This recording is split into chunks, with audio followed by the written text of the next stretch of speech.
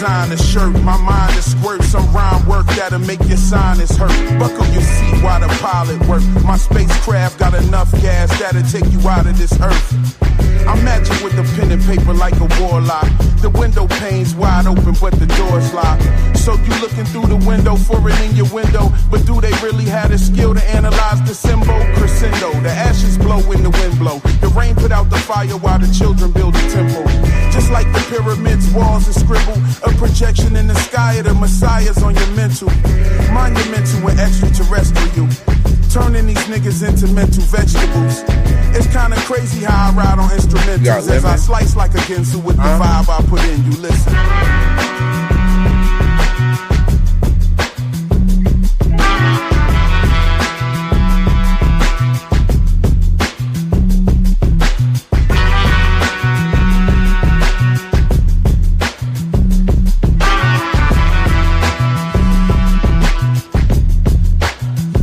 This is not a double life.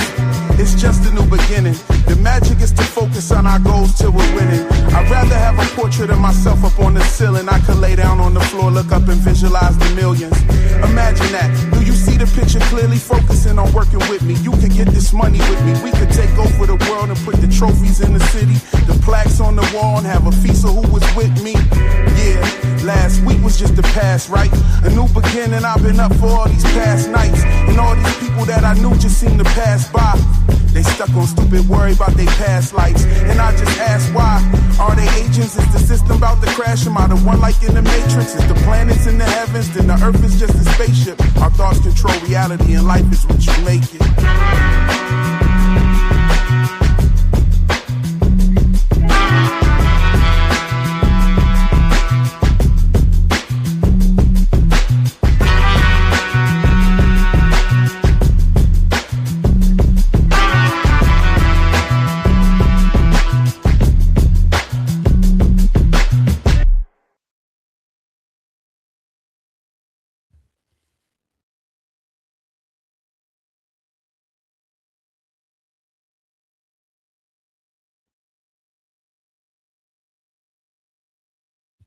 Yo, yo, can you hear me out there?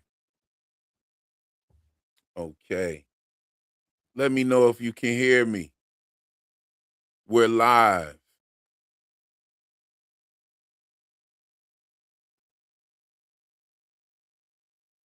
Miss Real just brought me some tea. It's hot, y'all. We definitely, okay, loud and clear, loud and clear. We hear. Okay. Good shit. I'm happy to be here, y'all, for real. Especially we're talking about Silo. We're going to get into a couple of things tonight. We're going to get into some of the criticism, and we're not going to get into any spoilers.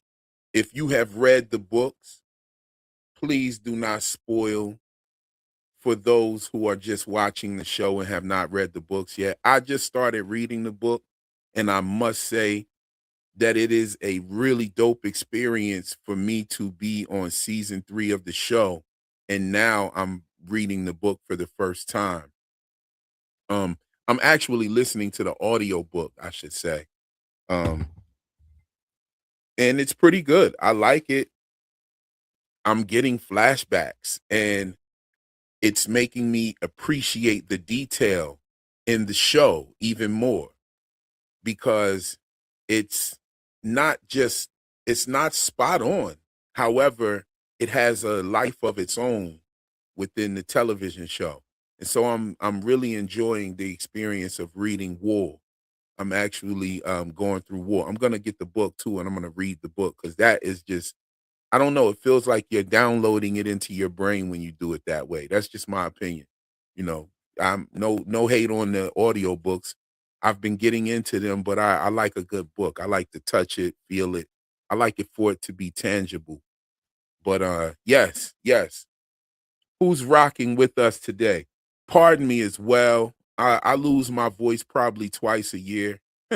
And that's that's happening. It was getting better, but I feel like it's going back again. You know what I mean? I need to probably do in a a a, a talking or a speaking fast. You know what I'm saying? With Angels is in the building with us. What's going on?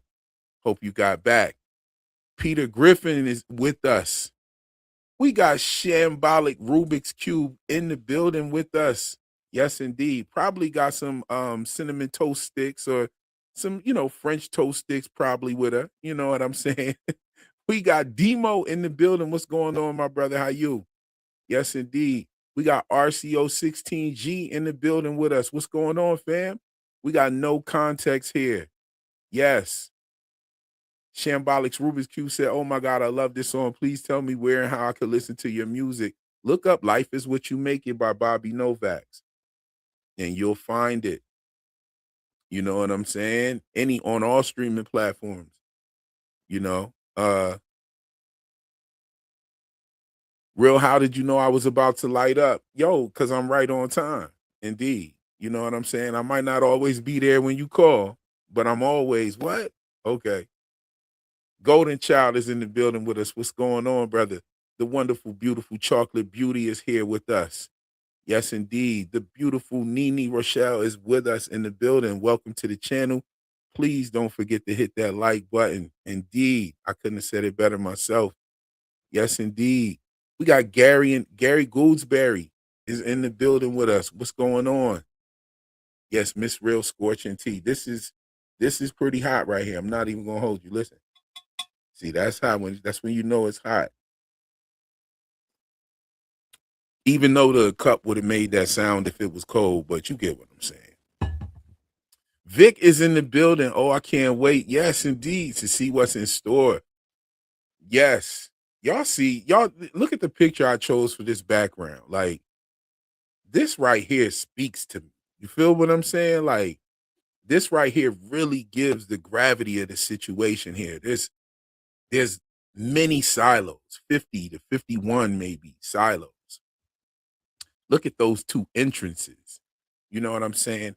What did this shit look like when it started? You know, what what happened? What is this all about? And we're going to get into that. We're going to talk about that this evening. Yes. You are the best TV show analyst on YouTube, and no one comes remotely close in comparison to you, dude. That's blessings to you. Thank you so much. I appreciate those words of encouragement and the support for the channel, and I am fortunate to have those vibes around. You feel me? Thank you so much. Silver vaporizers. Silver vaporizer. I like that. Yes. Who else we got in the building with us? Okay, that's about it. Everybody's here. Everybody's rocking with us. We got 38 people here. Hit that like on your way in. Even share this, John, to somebody that watches the show. You know what I'm saying? Good to see everybody here. Joe Still Knows is in the building with us. Yes, indeed. The Vesica Pisces. It makes me think of that as well. There's actually a lot of Vesica Pisces symbolism in the show. You know what I'm saying? There's a lot of from stuff. I mean, look at Billing's wife. I can't remember her name right off the top, but how she hurt her forearm, and then Sophia and From broke her forearm and stuff like that. There's like a lot of parallels between the show. Even when you look at Jimmy, aka Solo, he's like the Victor character. You know what I'm saying? That's been there for a long time. That's kind of hiding information, valuable information, even though Jimmy gives it up a lot quicker than Victor ever has. You know what I'm saying? But there are a lot of mirrors between the two shows, and that's been going on all over Hollywood. You know what I'm saying? We may talk about that a little bit as well. Hold on one second. Like, oh, Severance. Severance, even when you're talking about memory, okay, we're talking about people with lost memory, and you have this word ankui that pretty much means to remember. We're talking about items and drawings and things of that nature that spark memories and things. I love how we're getting like a lot of duality between Hollywood. I really don't know what it's the rhyme and reason was all about. You know what I'm saying? But I thought that it was real dope. Okay, so let me add this to the stage real quick.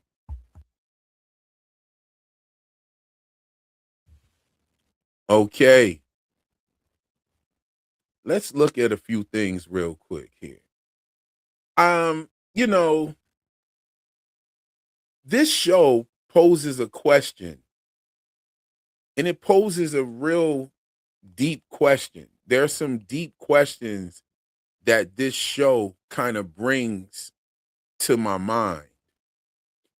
And it's that question of, if you get rid of your memories, is the person that's inside of your body, can we agree that there are two different parts of you? There's this physical part of you, which is your body that lives, and the choices that you make every day kind of sustain this physical body. And then there's also the you that is pretty much made of all your experiences, everything you've ever touched, smelled, tasted, heard. You feel what I'm saying? All of the sensations you've ever had, whether they're good or bad. You know what I'm saying? That's pretty much what makes you up. And those kind of things are kind of separate, you know? Um, I've experienced this. I had a grandparent that had uh Alzheimer's, and it was like she was herself. It was my grandmother. However, it, there were times where she wasn't the grandmother that I knew. She was literally kind of back in the 30s, you know. She was literally like a 10-year-old version of herself at times, where she thought that I was her uncle.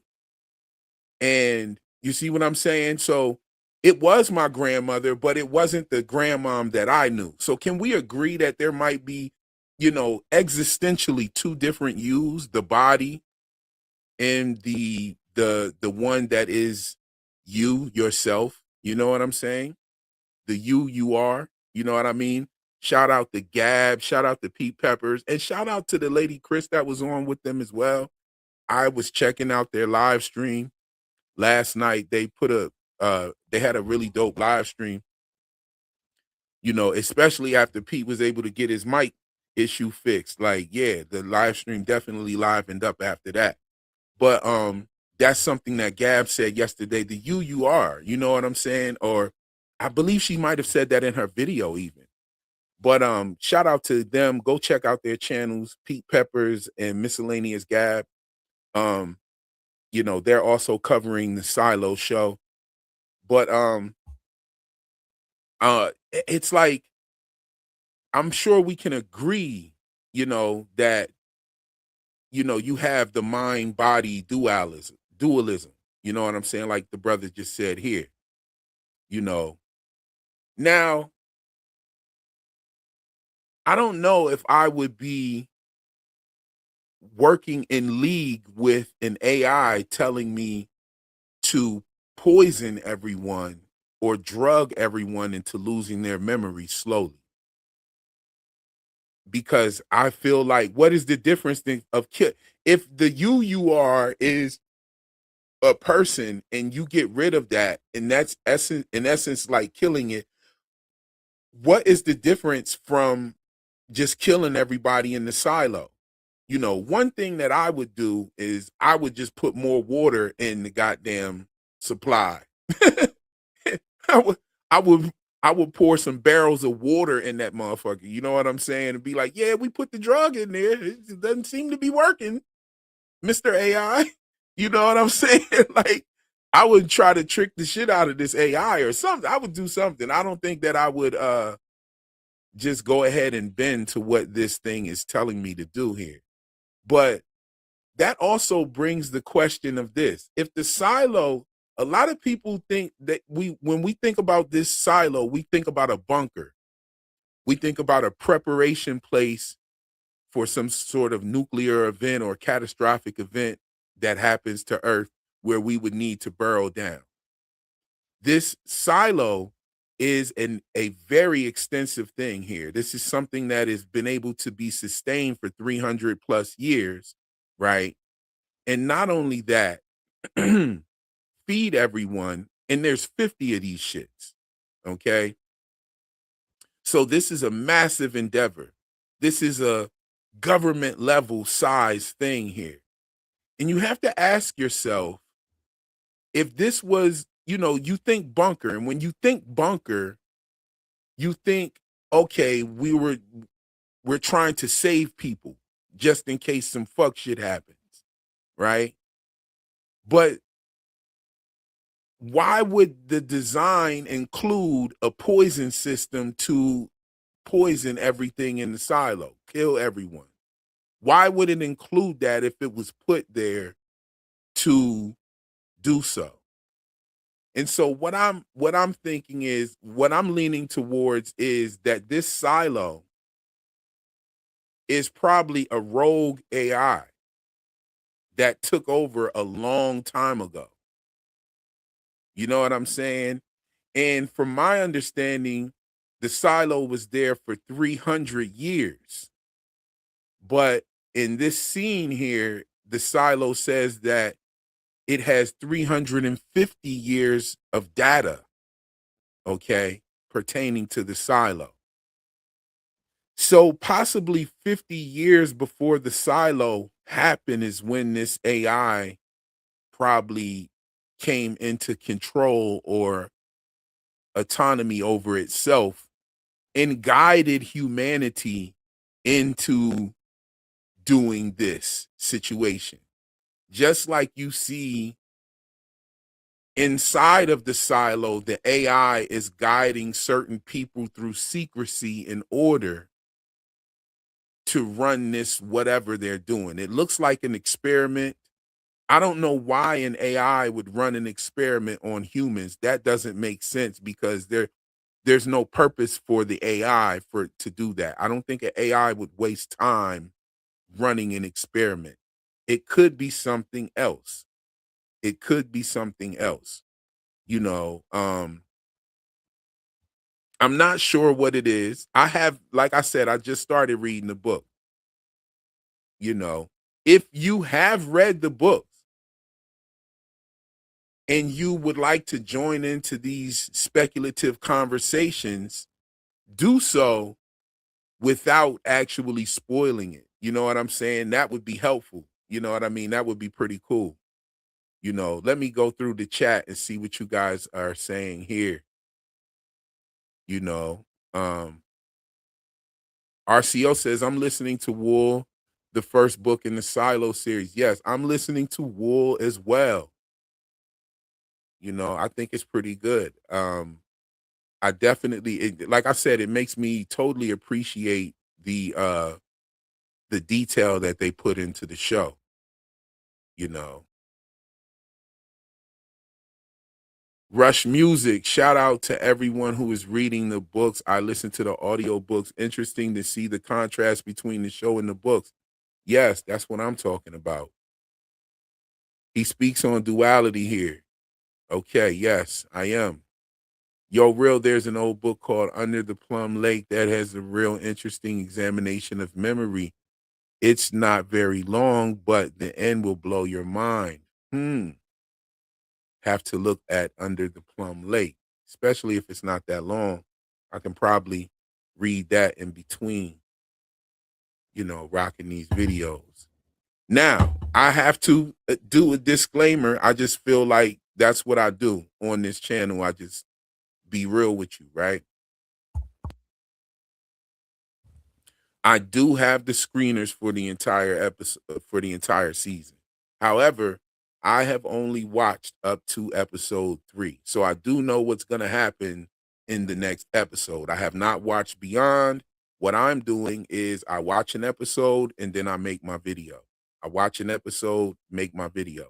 Funny enough, I got the screeners right after I dropped my first video. So my first video was totally independent of screeners. I didn't even know that I was going to get the screeners or anything, but I got them the night that, as a matter of fact, once I uploaded the video, I was getting ready to go to bed. I dropped the video around like 2 or 3 in the morning. I was getting ready to go to bed. I checked my emails before I went to bed, and boom, the screeners were in there. And I and I said, "Oh, well, I guess I'm going to be staying up for another hour." And so I did watch the second episode because episode one had already aired. And then right the next day, I had got my video up. And if you were watching my channel, then you saw my video drop like right after the show aired. You know what I'm saying? The show came on at 9 o'clock. The video dropped at 9:15. So that's why my video was up so early. But this one, all I've done so far is taking notes for episode 3. I haven't even started writing yet. So that's why I'm like behind a little bit. I'm ahead, but I'm behind, right? Because I should have episode 5 already done by now. But I am kind of like watching this maybe a week before you guys. So it's not like I'm making any predictions or any of that kind of shit um with knowing what happened. You know what I mean? And I'm not lying or anything like that as far as like going past episode 3. I don't even have the fucking time to do it if I if I wanted to, right? But I have watched episode 3, and I'm actually episode 3 brought some questions to me that are told that I didn't even think about until I saw episode 3. So I'm not, of course, not going to share any of that. But yeah, you know what I'm saying? Shout out to Team Ashante. What's going on? Team is in the building with us. And she drops the super chat. Thank you so much for your generosity. She said, "Hi, Real. Happy you're covering this show." Yo, I know I'm starting off at season 3, but I've been watching this show since season 1, and I have been wanting to get into the books.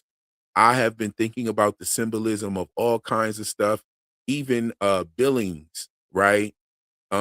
He falls into a symbolism thread that I was peeping in season 1 or season 2 it was. And once I saw this, I couldn't unsee it. And then it was pretty much confirmed in the first episode. I haven't talked about it yet, but I am gonna drop some stuff on it. You know what I mean? I was debating on like going in. What did If you saw the video, guys, what did you think of my Will and Grace comparison? Woo! Rush Music, Dark Matter is dope too. Yes, it is. Yes, indeed. I'll be covering that as well. That question is basically what all dark matter is about. Okay, indeed. The outside world versus the world you visualize inside your mind's eye. Indeed. I wonder how embedded is the algorithm in the silo structure. Choco Beauty, I'm so glad you said that. That's exactly what I want to talk about this evening. How is I believe that the same AI is in all 50 silos. And I believe because we haven't asked this one question yet. Why has Juliet been targeted for her memory to be erased? Why? We know that what was her mission to come back to the silo? Her mission was to stop all of her friends and family and all of them people in the silo from killing each other, right? But there was also another mission, and the mission was to tap off the safeguard. She was supposed to cap off the safeguard. That's what her and Jimmy were talking about before she left Silo 17. So, hold on. So, before she left Silo 17, they were going over the blueprints. He showed her exactly where the pipe was at in his silo, and so that was her mission. So if that was her mission and her memories, she was been targeted to wipe away her memory, then I'm thinking that the silo is probably still observing what's going on with in silo 17 and heard them talking about the plan to cap off the fucking thing, right? Um, Now, this explains something else. Remember when George in season 1 went down to the tunnel, okay? When George went down to the tunnel underwater, down there, he went there and the AI did not speak to him. The reason why is because he was not initiated.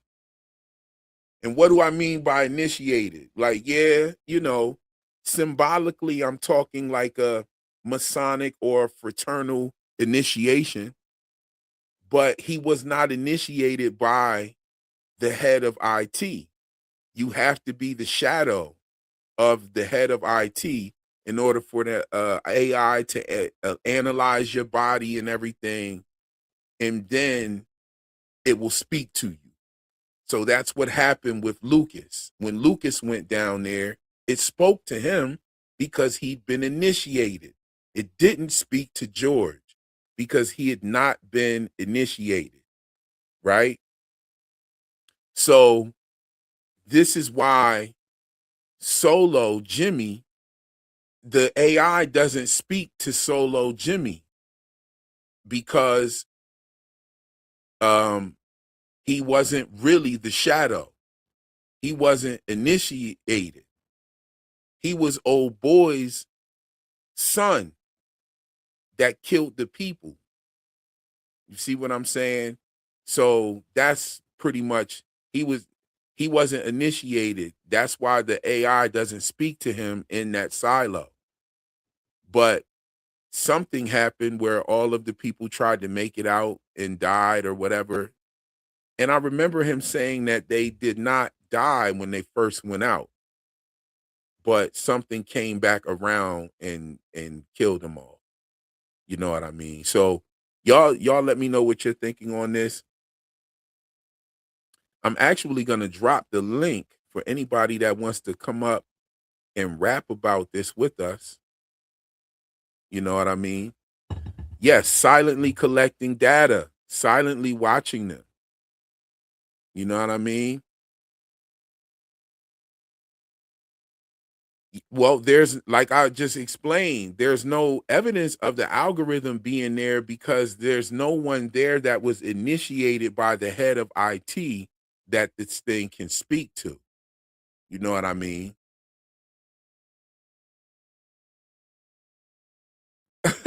Said that it got me sounding like Ric Flair. Nah, I'm losing my voice. I'm losing. That's why I'm always drinking hot tea anyway, because my you know my work in depicting melody and just talking so goddamn much. I lose my voice like twice a year, bro.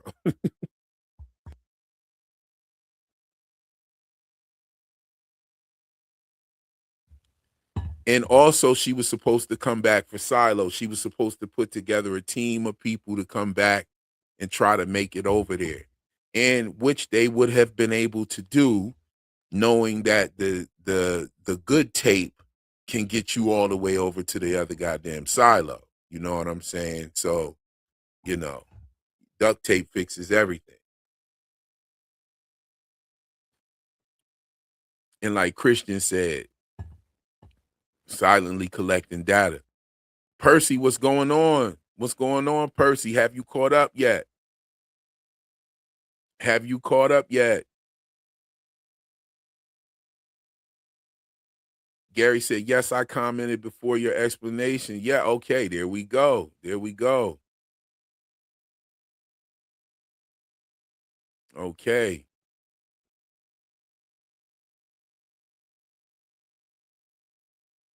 That was a super dope comparison, though I never watched that show. My girl at the time used to watch the show. I used to watch it with her. You know what I'm saying? We was young folks up in the crib with no cable. And so we had to watch shit like Will and Grace. You know what I mean? That's so we was watching Will and Grace. And I thought like right away, hold on, let's get to it. what did we talk about here? We talking about episode. This is the scene that I'm talking about right here.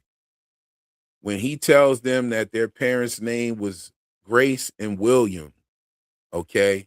And Will and Grace.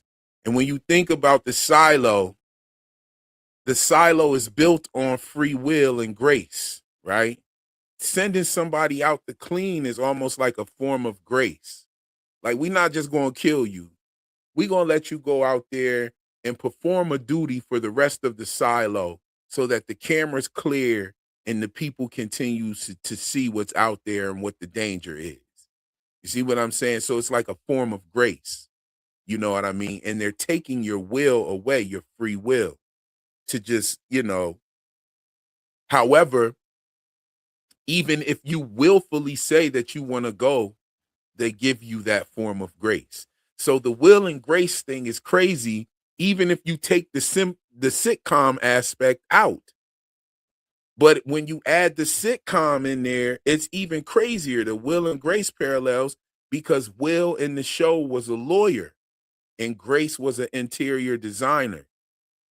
And that is also the two things that are built the silo. It's built on law. You have judicial. You got the forbidden speech. You can't say you want to go outside. You can't pretty much think for yourself. You can't hold items that are too long. You have the law. You have the judicial, the sheriff's department. You see what I'm saying? You have IT, which is ahead of all knowledge and law. You know what I mean? And then you have the design aspect. So the Will, he was a lawyer, so you have the law aspect, and then you have the design. You have the spiral staircase in the middle, the design of the different levels, and how as you go up, the domiciles look nicer than they look in the down deep. You have the aspect of the safeguard pipe is baked into the design. You have the whole design as far as the pact and the order, you know. So I thought that comparison was so heavy. You know what I mean? Let's see what y'all talking about in there.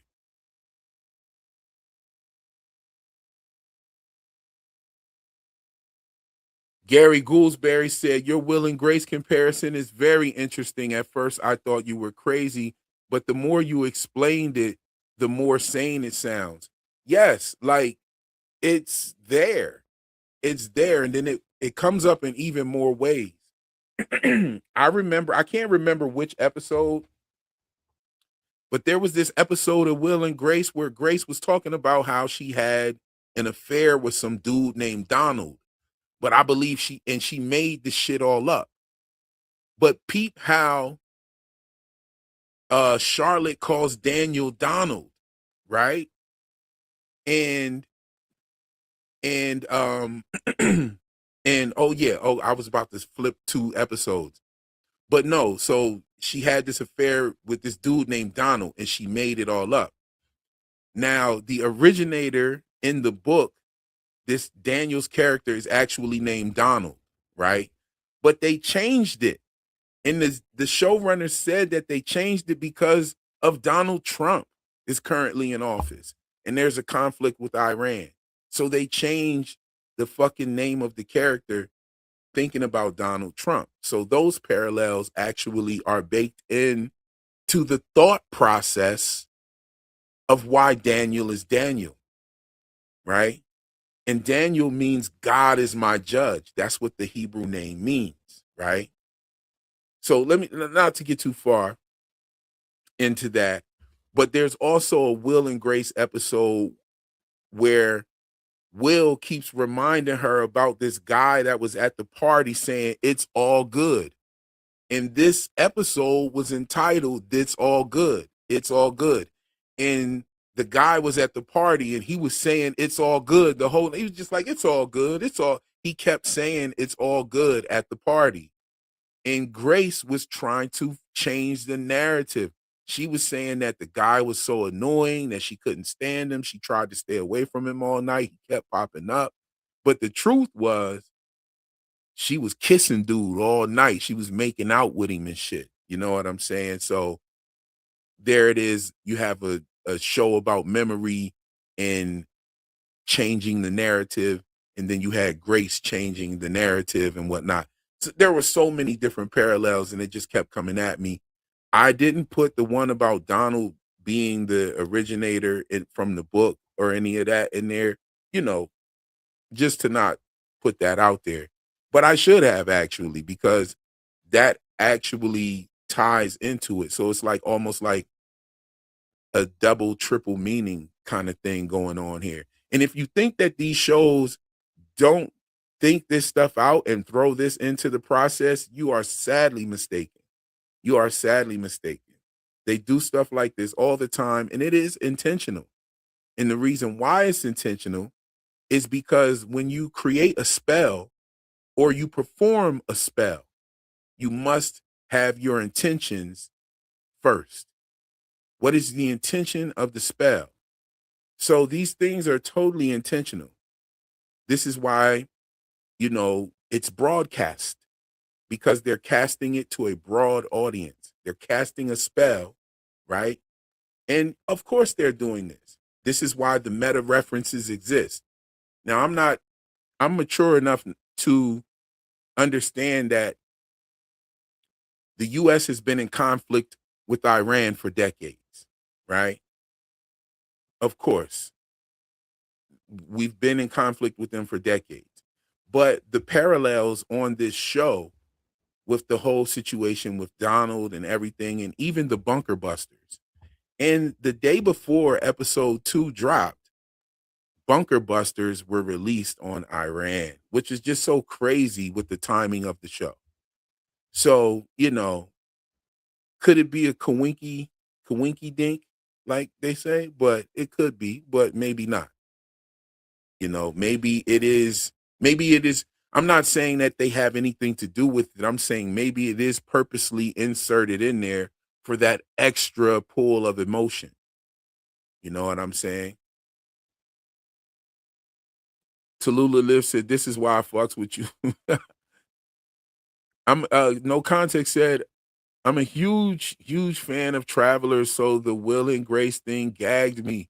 Yo, so I think I did watch Travelers. I think they were like time travelers or something, and they come into this person's body and they pretty much kill the person whose body they come into, which is crazy. And it goes back to that whole thing, like the body can live, but the mind itself is like the you, right? So I think that Hollywood exploring these philosophical notes, you know what I'm saying, is very interesting in this time. Even a show like From, talking about reincarnation and memory and objects being able to bring memories back, or memories being repeated in your reincarnated versions. You're like Jade, all of Jade's versions played the violin. Miranda and Tabitha make the same bracelet. Like we're talking objects here and things of motion, right?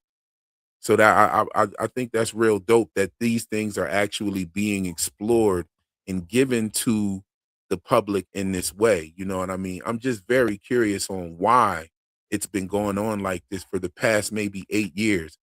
3 years ago, when I first started this channel, I talked about this a lot, right? About how 3 years ago I was saying, man, for the last 5 years, I've been noticing all the shows using the same symbolism, but now it's been 8 years and it's still going on. And I really want to know what it's for. I've seen some things, I've caught some things, I've seen predictive programming and some of these things, and I've talked about them on this channel. You know what I mean? And the channel has suffered for it. And I'm okay about it. What I do want you guys to do, go to my last video if you haven't, and drop a comment in my last video. I want to do an experiment to see if that livens the video up or not. You know what I mean? I know that my views and my reach has been suppressed on the channel. You know what I mean? I'm getting probably like 4,000, 5,000 views a video when I used to get at least 20, 25. You know what I'm saying?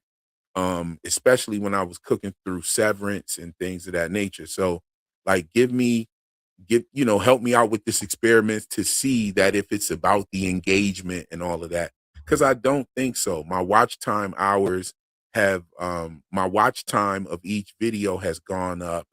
My retention rate has gone up. But for whatever reason, like even when you drop a comment, I don't even get a notification.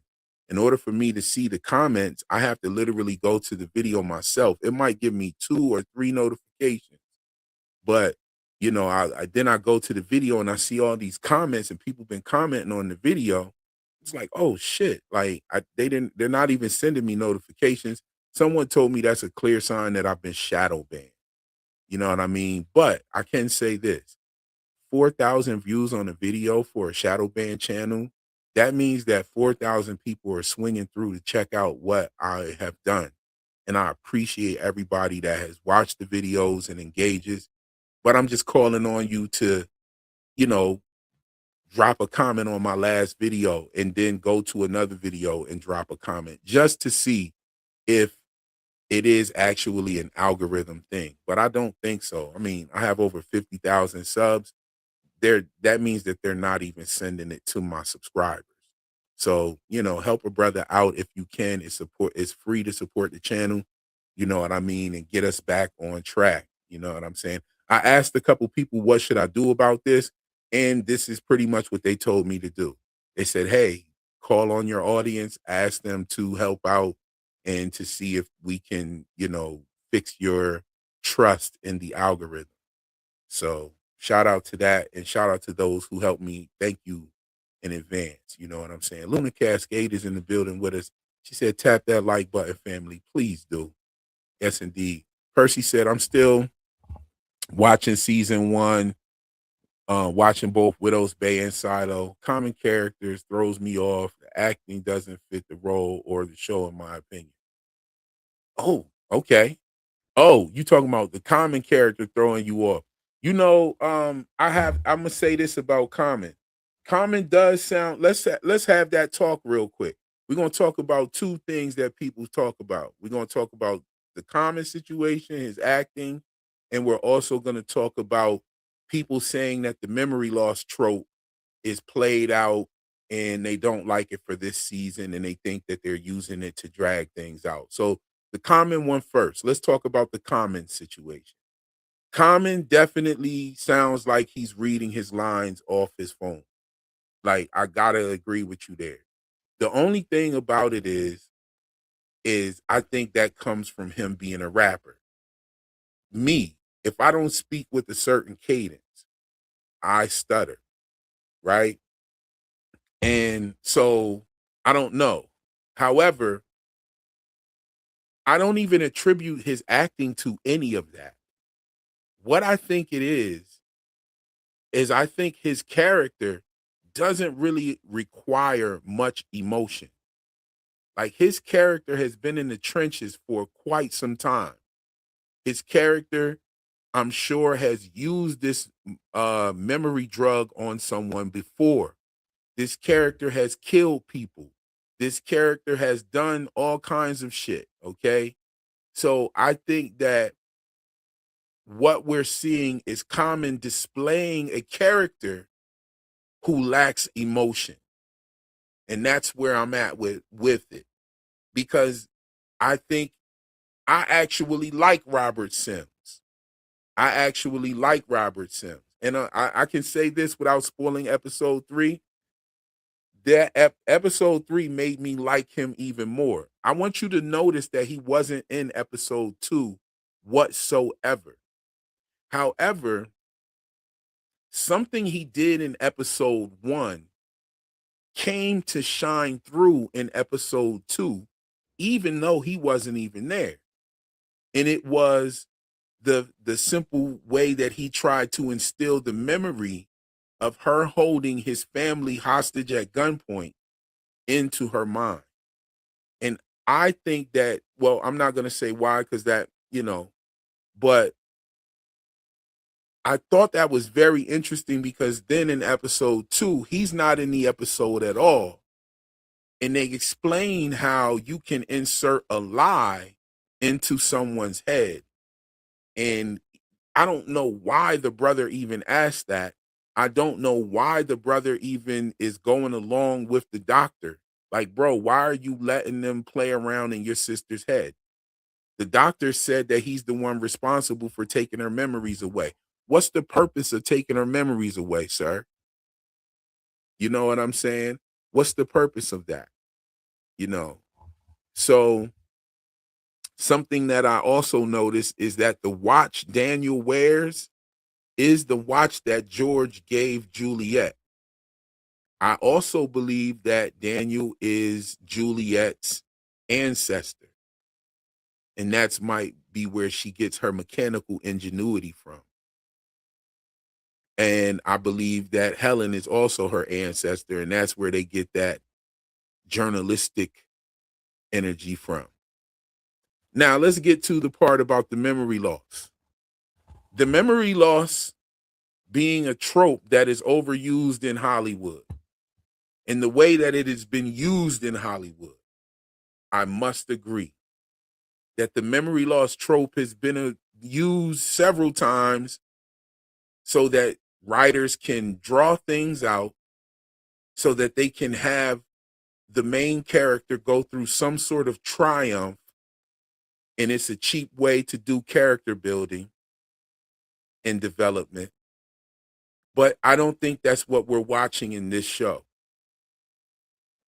It would be now, if they would have just sprung it up out of nowhere, yeah, it would have definitely feel like that.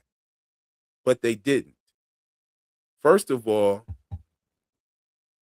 Robert Sims offered it to Patrick Kennedy in season 2 so that he could forget his wife and all of that. So it is something that has been mentioned, and it is something in the wheelhouse of the silo's means for control is memory loss. And then they're also showing it in the before times as something that came before the silos. And it has been implemented into the silo. So it's really being used as a building block. And the main thing about it is if the memory loss was being used as a trope to drag the show along, why hasn't it drugged the show along? There's so many other plots other than the memory loss situation with Juliet. And the memory loss situation with Juliet is actually working itself out. She's decided not to take the drug. She's gone and walked the silo by herself.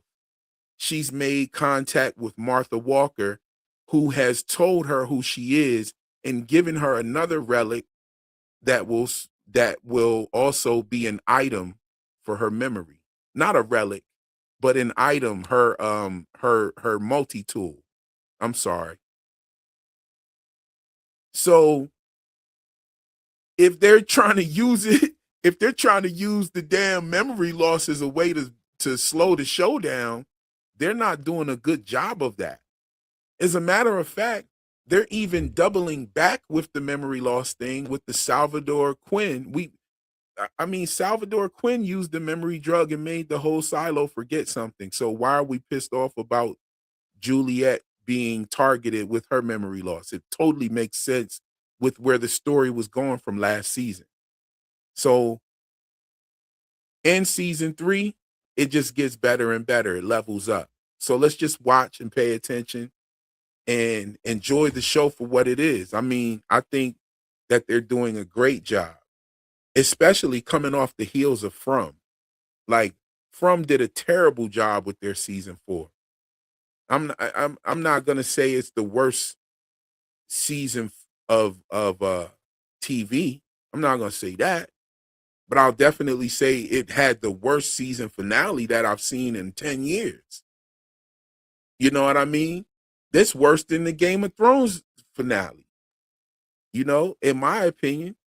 And the reason why is because Game of Thrones wasn't no fucking mystery show. From is.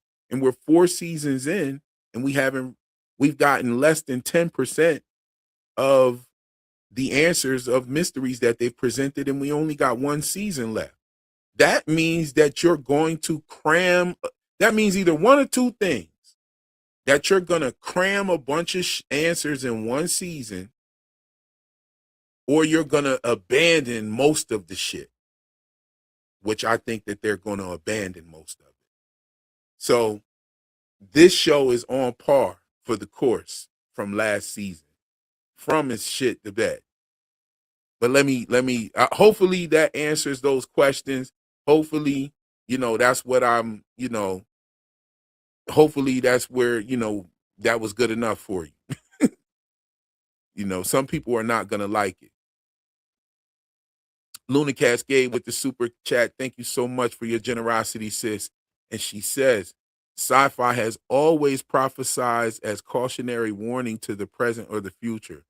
Always question authority. The truth is worth the search. Yes, indeed. I could not have said that better myself. Yes, indeed. You are 100% right. Alicia said that she went over there and commented, thank you so much. Thank you so much. Do I think Google is putting the thumb on the scale? Yes. Yes. Something's happening. Definitely something's happening. Which video did they suppress? Was you exposing the Matrix? Oh, yeah. I talk about a lot of stuff on here that is not savory to corporations like Amazon, like YouTube. You know what I'm saying? But I'm not doing anything wrong. I'm just talking about a television show, and I'm entertaining the people that watch my videos, and I feel like I create valuable content as well that has educational value. And that's not me tooting my own horn. That's me describing my channel. You dig what I'm saying? But thank you so much, sis. Chocolate Beauty says, I really don't like Common's character. A lot of people says that. Natifa in the building, what's going on? Good to have you as always. You right on time, sis.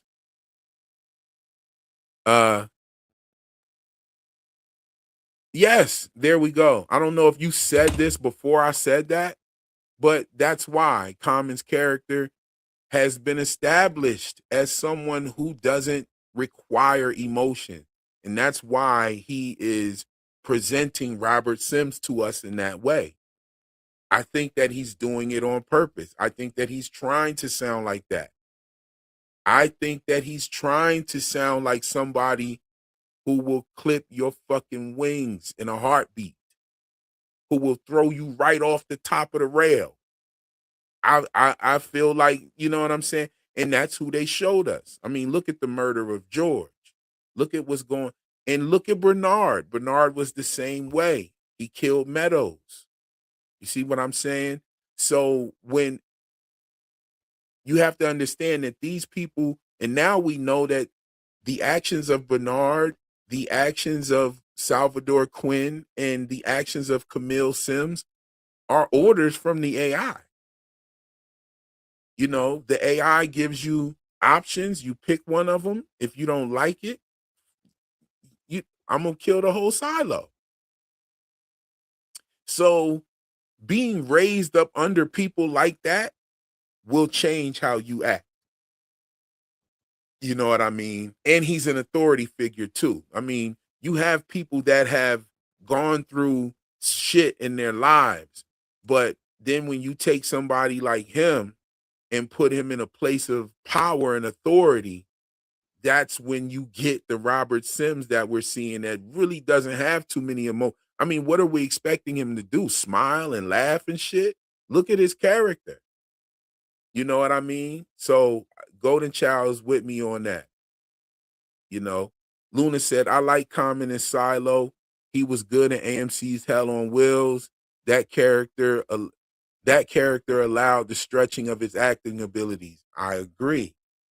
You know what I'm saying? Joe Still Knows says, Tima said, fucking with Common's character. Joe Still Knows says, if we're honest, Common's character is being stiff is appropriate. He doesn't have the nuance in his personality like his wife. Exactly. And that's why he wasn't chosen to take over. Whoa. Yo, I love it.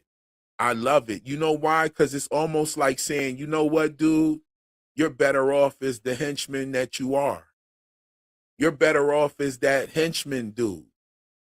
Because you get the shit done, bro.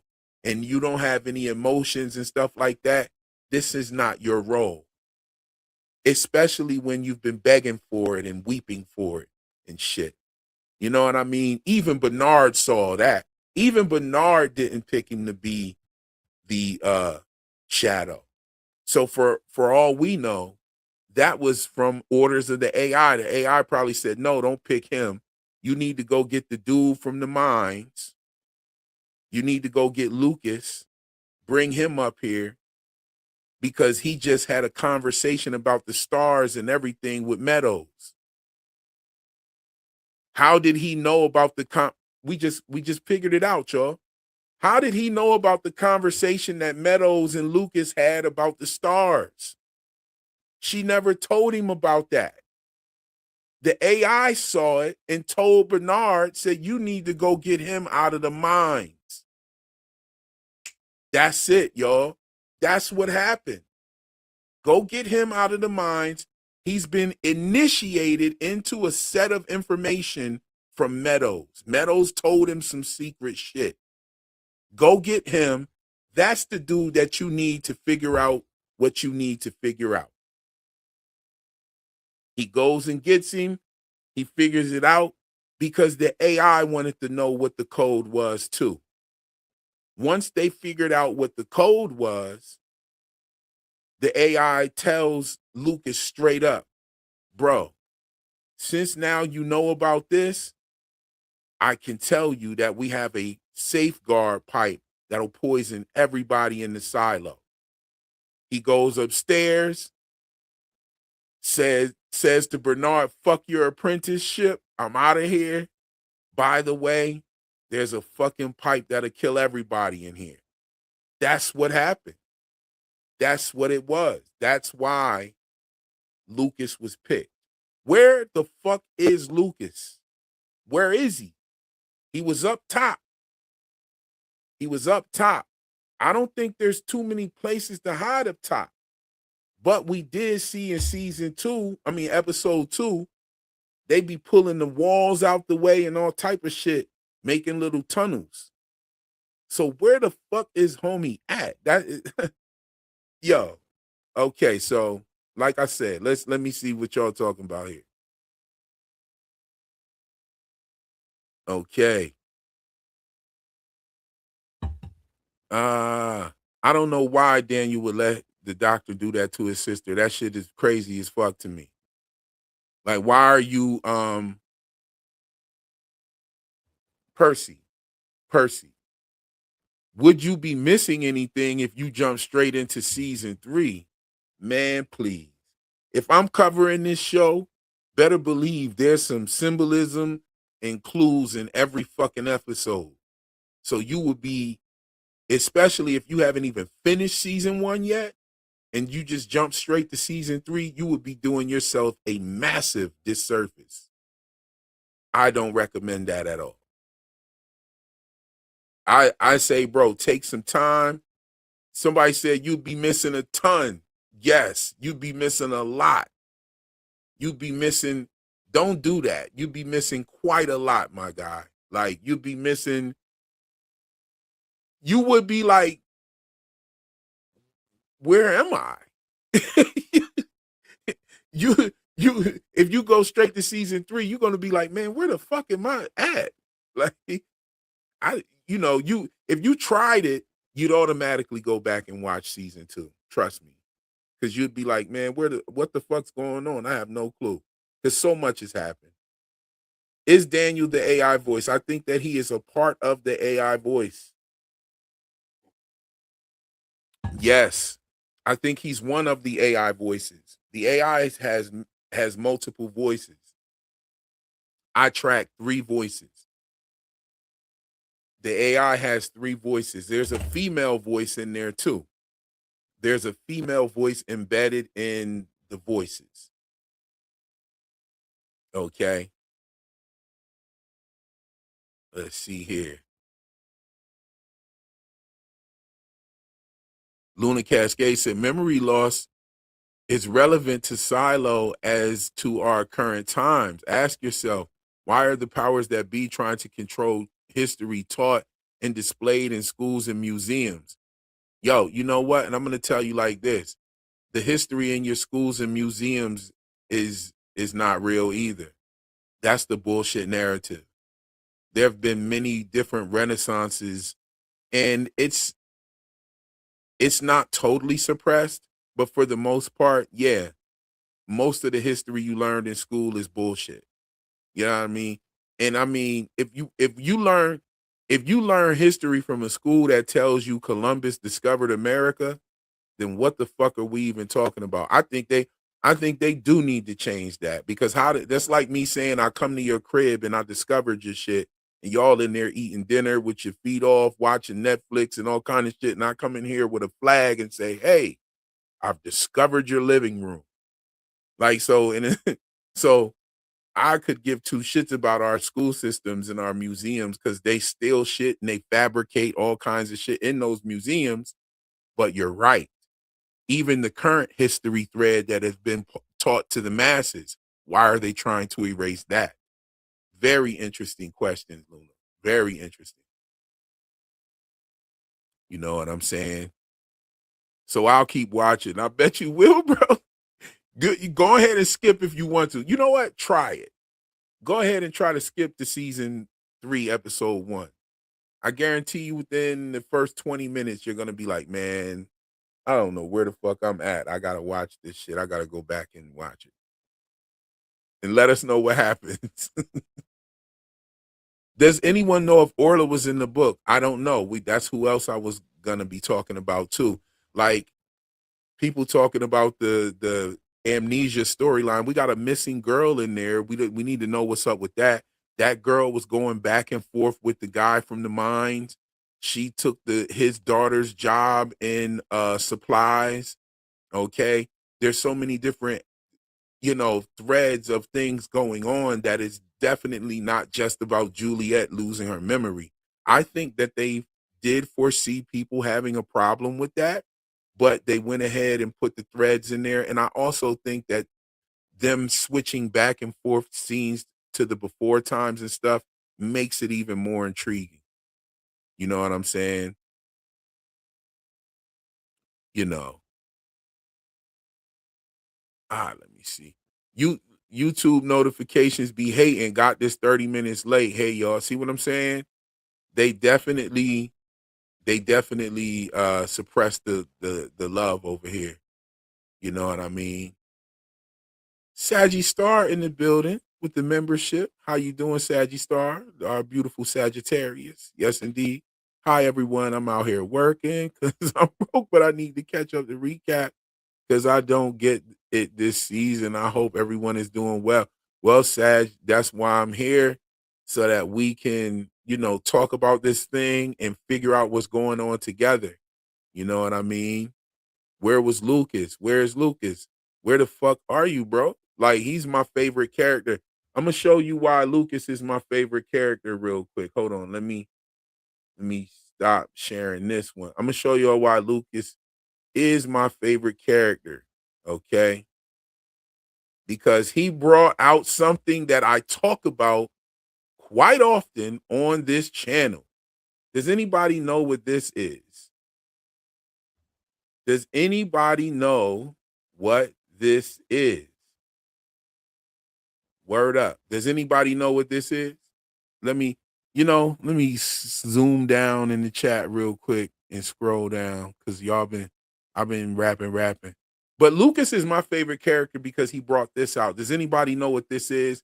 I talk about this on my channel quite a bit, quite a bit. You know what I'm saying? It definitely has to do with my Sophia coding, a character who I talked about before they even put her in the show. I think they put her in the show because I talked about it. I know that sounds super arrogant, but fuck it. We're here. I could be wrong. Looks like the cycle thing you made from. Very close. Very close. Okay. And talking about that, that is where I got the inspiration for my cycle thing. Yes. But does anybody know what this is? Look at the letters. Okay. Do you see that there?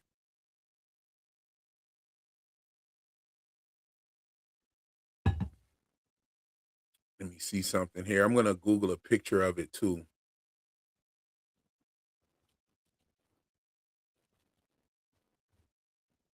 Okay.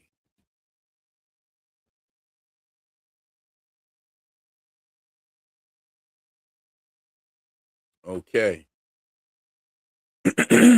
Nobody knows what this is. Yes, it is a cipher. Yes, it is the Atbash cipher. Atbash. Atbash. Okay, is the Atbash or Atbash cipher. Okay. This is something that I talk about on this channel quite a bit. Hold on, let me show you the Atbash cipher. Hold on.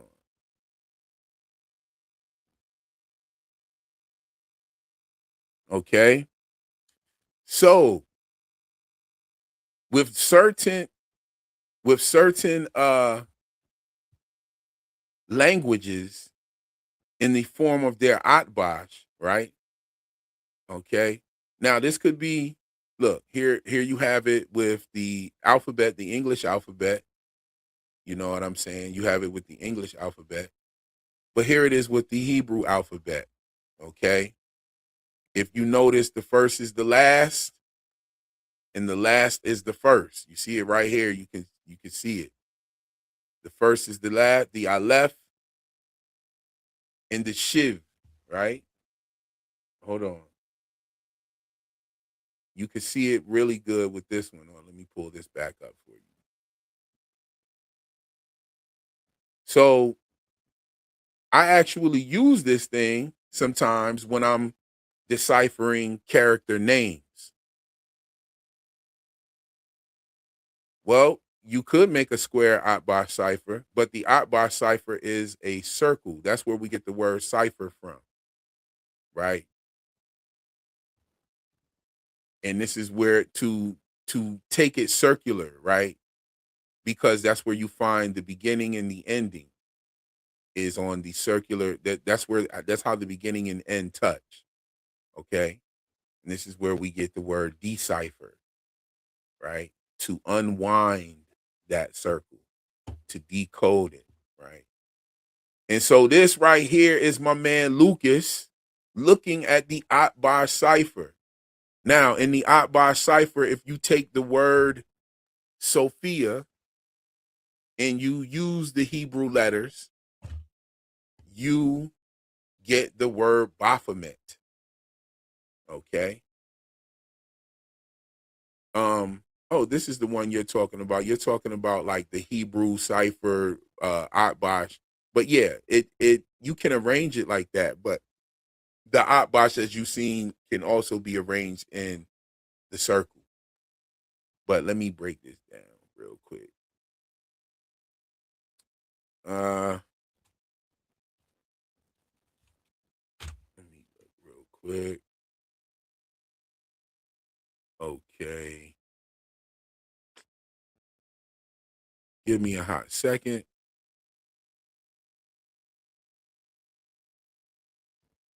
All right, so that's why this brother is my favorite character. Okay. Yo, shout out to Charcoal Beauty. She dropped a super chat. Thank you so much for your generosity, sis. And she says the founders intentionally made the silo divided by socioeconomic status, caste system. People at the bottom were never meant to work their way up. Yes, yes, indeed. Yes, indeed. And I want to talk about something else with you. You know, they also had to have for 300 years for there to be such an array of different phenotypes they had to practice some sort of um mating system as well. Like, cause you still have like really dark skinned people all the way down to fair skinned people as well. Like all of the all of the phenotypes have seemed to be preserved, the different hair types and everything. Like when you're doing casting for a movie, you're gonna cast your cast is going to make sense, right? But for people to be in a silo for 300 years, the phenotypes would most likely be, brown skin, wavy hair, because that is pretty much what happens when the genetic mixtures come come together and you get these different variations of more of an olive skin tone people in the silo. But they have shown purposely that there has been some sort of like, we already know that there's a lottery in place for to give birth anyway, right? Like if you put what, seven light skinned people in a room with three dark people, come back 300 years later and everybody's brown skin or dark skin, pretty much.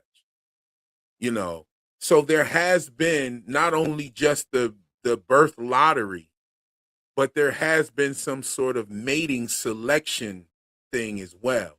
It seems like the people in the down deep get to pretty much mate with whoever they want to, but as you get further up the silo, the preservation of different phenotypes has been implemented, because naturally, if it wasn't implemented, then the phenotype would not, the phenotype throughout the whole silo would be consistent.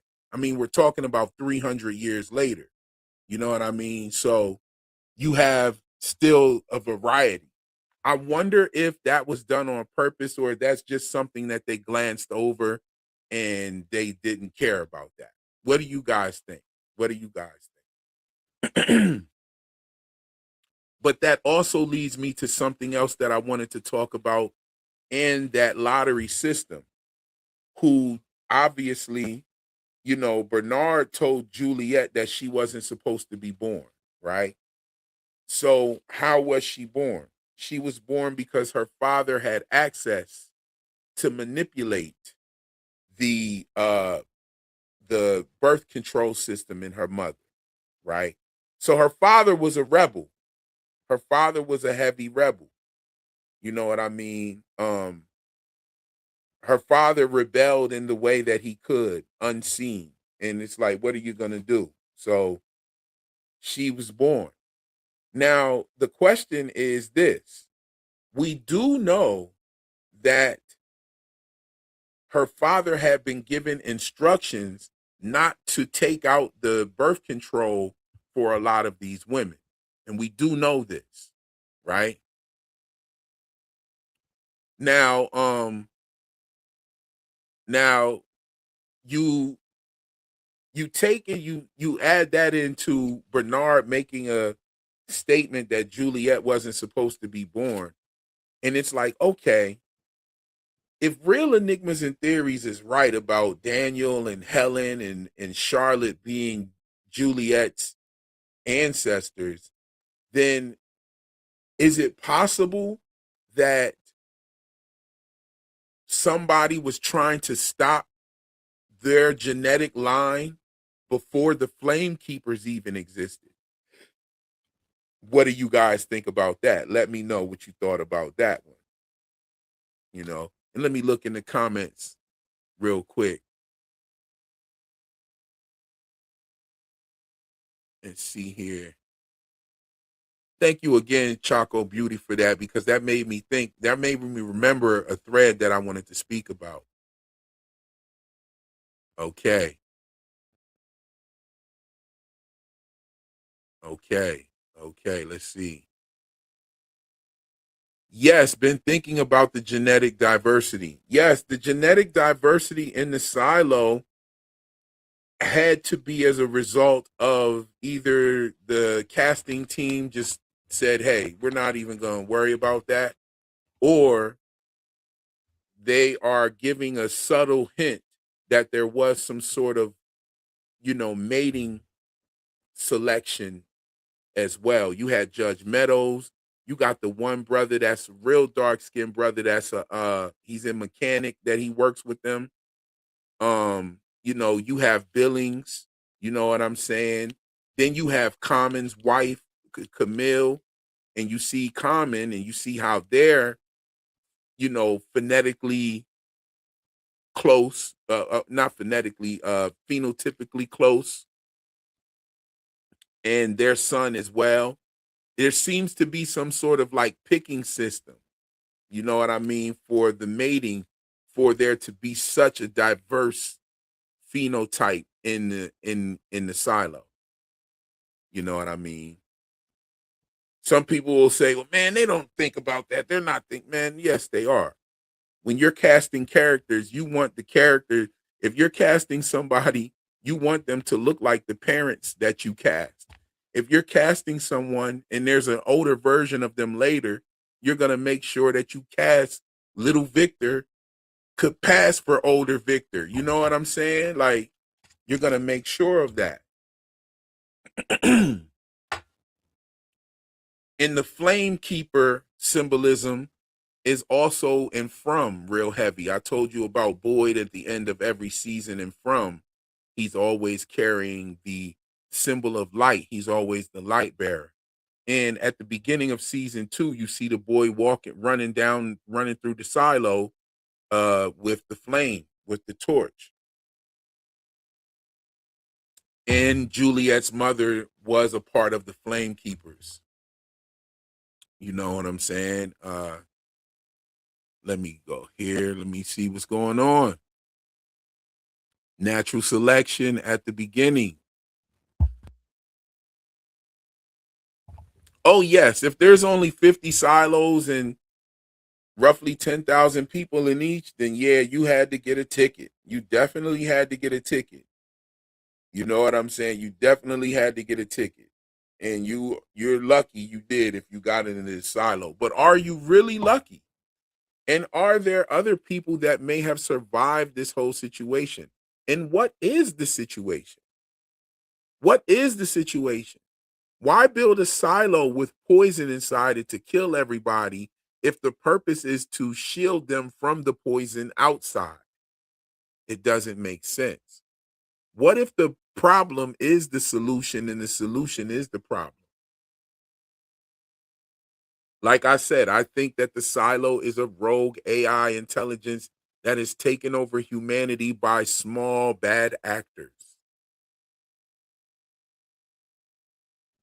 Or should I say a small group of bad actors? You know what I'm saying?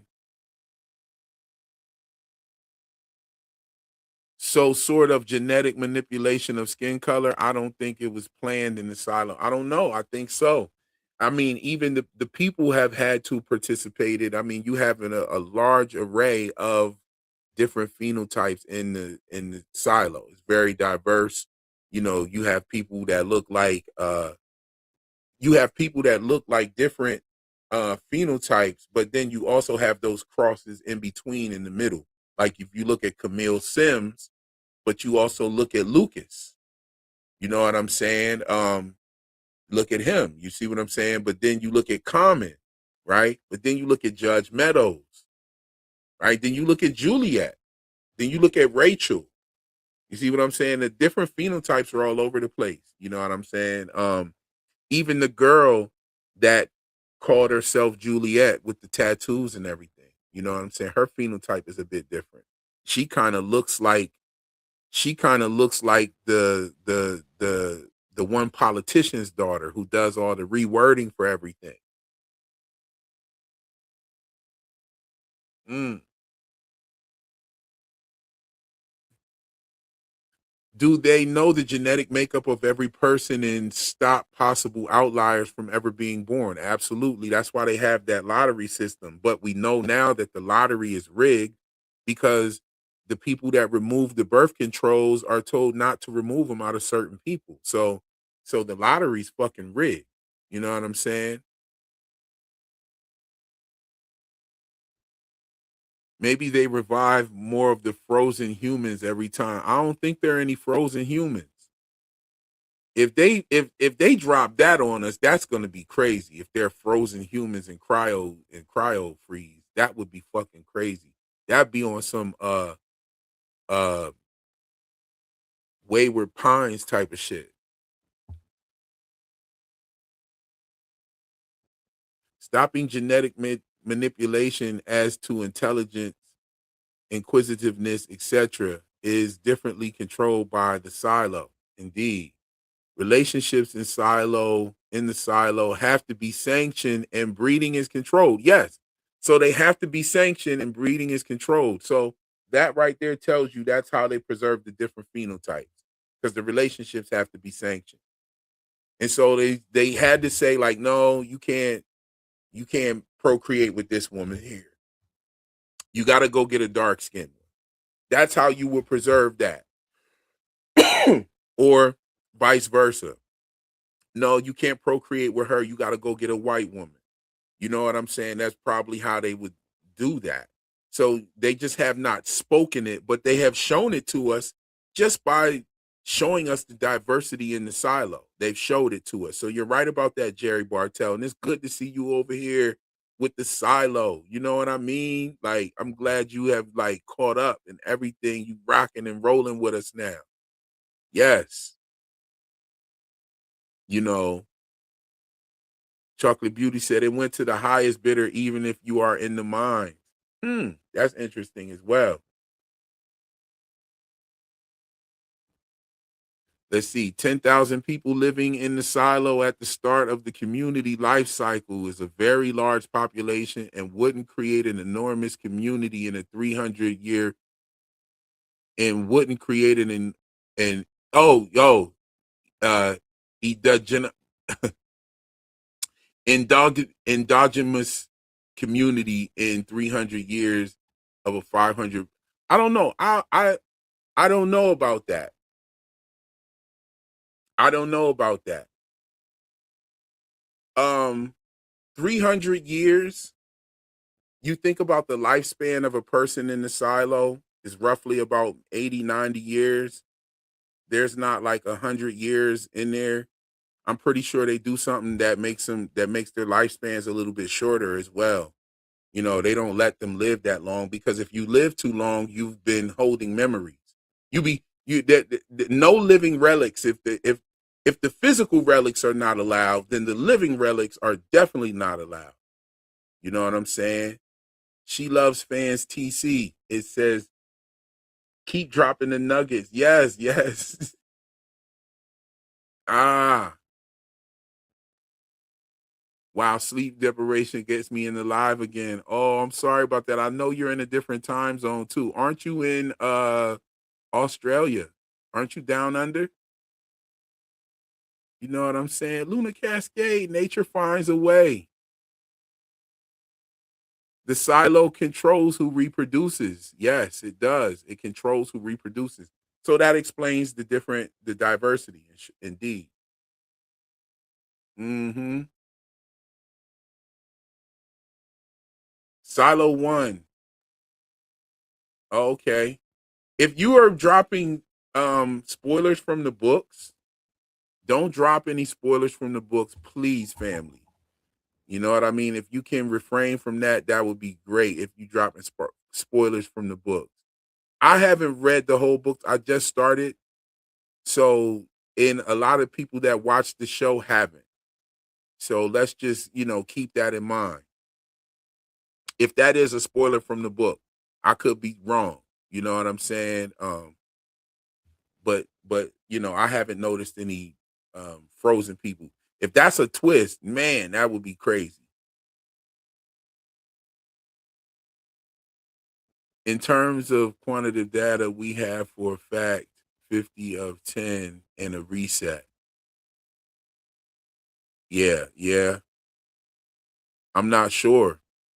Sorry, I'm able to hang out, read them in the format as long as I do theorize or spoil. No, like I said, if y'all have read the books, don't spoil it.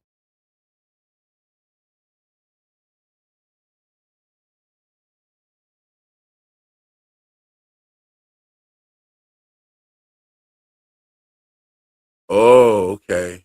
Yeah, don't do that. Don't mean to throw us off topic, but Add the Show Foundation also had shroom induced revelation in its third season with AI clones controlling the shape of future. Yep, yep, yep, as well as nanotech. Yes, indeed. Yes, indeed. Foundation is really heat rock right there. And it's coming back too. Apple TV is on fire this year, y'all. If they only managed to get Severance out this year, I mean, they would have an amazing year. Uh oh, you trying to get in the Widow's Bay, but you keep falling asleep? If you manage to get to episode 4, that shit's gonna wake you up. You won't fall asleep again in the episode. I'm telling you. Episode 4 of season 1, Widow's Bay, is the best episode of television so far 2026. There hasn't been an episode better on TV that I've seen. That's the best episode of TV this year so far. Episode 4 of season 1, Widow's Bay.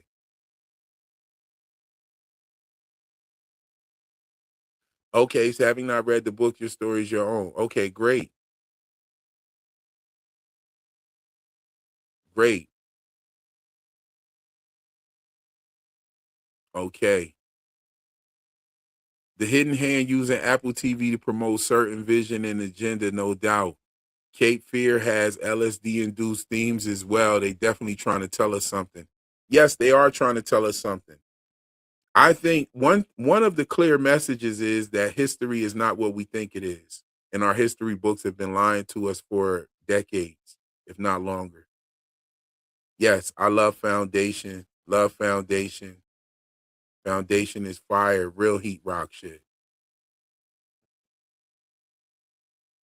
You know what I mean?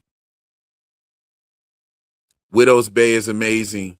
Widow's Bay is very interesting watch. Yo, it was like From but better. Love your coverage of Silo Real. Changed my channel name from Carnivore Today. Don't worry. I'm still eating them steaks. Yo, that's my dude Adam. What's going on? Patiently waiting for Severance season 3. Me too. Thank you for showing up, Adam. I haven't talked to you in a long time, yo. I'm gonna text you at some point, maybe when I get off the live or tomorrow or something. But I'm gonna definitely holler at you. I ain't talked to you in a long time. For those who don't know, last year, uh, Severance finale was at Paley Fest, and Adam and I both attended. You know what I mean? Adam had bought 2 VIP tickets, and he gave me one, and I ended up giving another one of my subscribers the other ticket. So we all met in LA, and the other brother was there. My brother highly dedicated. You know what I'm saying? My brother HD in the flesh. He was there. And I gave him my ticket. He was there. But me and Adam sat in the third row. Like we was right there in the front, the best seats in the house. Shout out to Adam for making that happen. We got to do something like that again, Adam. You know what I mean? Bro said he's still eating them steaks. Carnivore Today was his channel before. You know what I'm saying? Good to see Adam in the building. Another person that I met in person. You know what I mean? If you don't follow, a lot of people be like, yo, real, you don't show your face. Not on YouTube, but when I go live on Instagram in the studio, I'm all like, people see me. So people know what I look like. You know what I'm saying? Like, just, follow me on IG. That's where I do all of that kind of stuff. But I'll be in the studio cooking up. You might even see some famous artists standing behind me or whatever. Some great artists that need to be famous. You'll see that more than anything for sure. But yeah, fuck with me. You know what I'm saying? Shout out to my man Adam. Yeah. Widow's Bay is another good one. Without spoiling, what's Widow's Bay? Well, Widow's Bay is probably one of the best out of the blue series that Apple TV ever came with. It just came out of nowhere, and it was on the level of a From kind of. It was a horror comedy. And it's really fucking funny too. Like there's some parts in there that had you rolling on the floor, like real shit. But it's funny as hell. It's got like the Severance type humor meets From. It's like From and Severance came together. You know what I mean? Did I do any breakdowns for Widow's Bay? I wish I would have just dropped everything that I was doing with From and just focused on Widow's Bay. I'm gonna just be real with you. I'm not even gonna lie. I could have just dropped everything that I was doing with From. From was really good as far as the symbolism and having the stuff in there and all of that. Yeah, the 74 and the 47 and all that shit was dope and everything. But the show is definitely not living up to the hype of season one. I'm sorry. And it's had 4 seasons, and the only good season was season one. Season two fell flat. You know what I mean? Season three was worse. Some people say season three was better. Season four is atrocious. And then the whole season four, every single episode, even before the first episode, they spoiled everything in the trailers. Like, who the fuck does that? But anyway, y'all didn't know y'all was gonna hear some more From ranting, did y'all? I'm gonna be there for season five because shit, I've invested this many years into the show. I might as well see what the fuck they do, see what happens. I'm kind of watching it like everybody felt in season 8 of Game of Thrones. They were just there because they've been there for all them fucking years. And like Game of Thrones was taking 2 years to come back and all that type of shit. You know what I'm saying? Same with Westworld. Westworld shit the bed too. Like, I don't even know why they brought the dude Aaron Paul from Breaking Bad up in there. Like, they could have, and then they made him the main character. That shit was trash. His character was garbage. Like, just being real. I'm not one of them channels that's gonna kiss the show's ass and shit like that and be nice to them and all of that shit right there. No, you fuckers you got us watching this shit. You're getting paid millions of dollars. You're spending millions of dollars on creating this shit. This shit needs to be good. You're spending millions of dollars. Like one episode of these shits is like $5 to $7 million for a low budget show. We're talking about for one episode. So fuck all of that. Like I want to see some heat.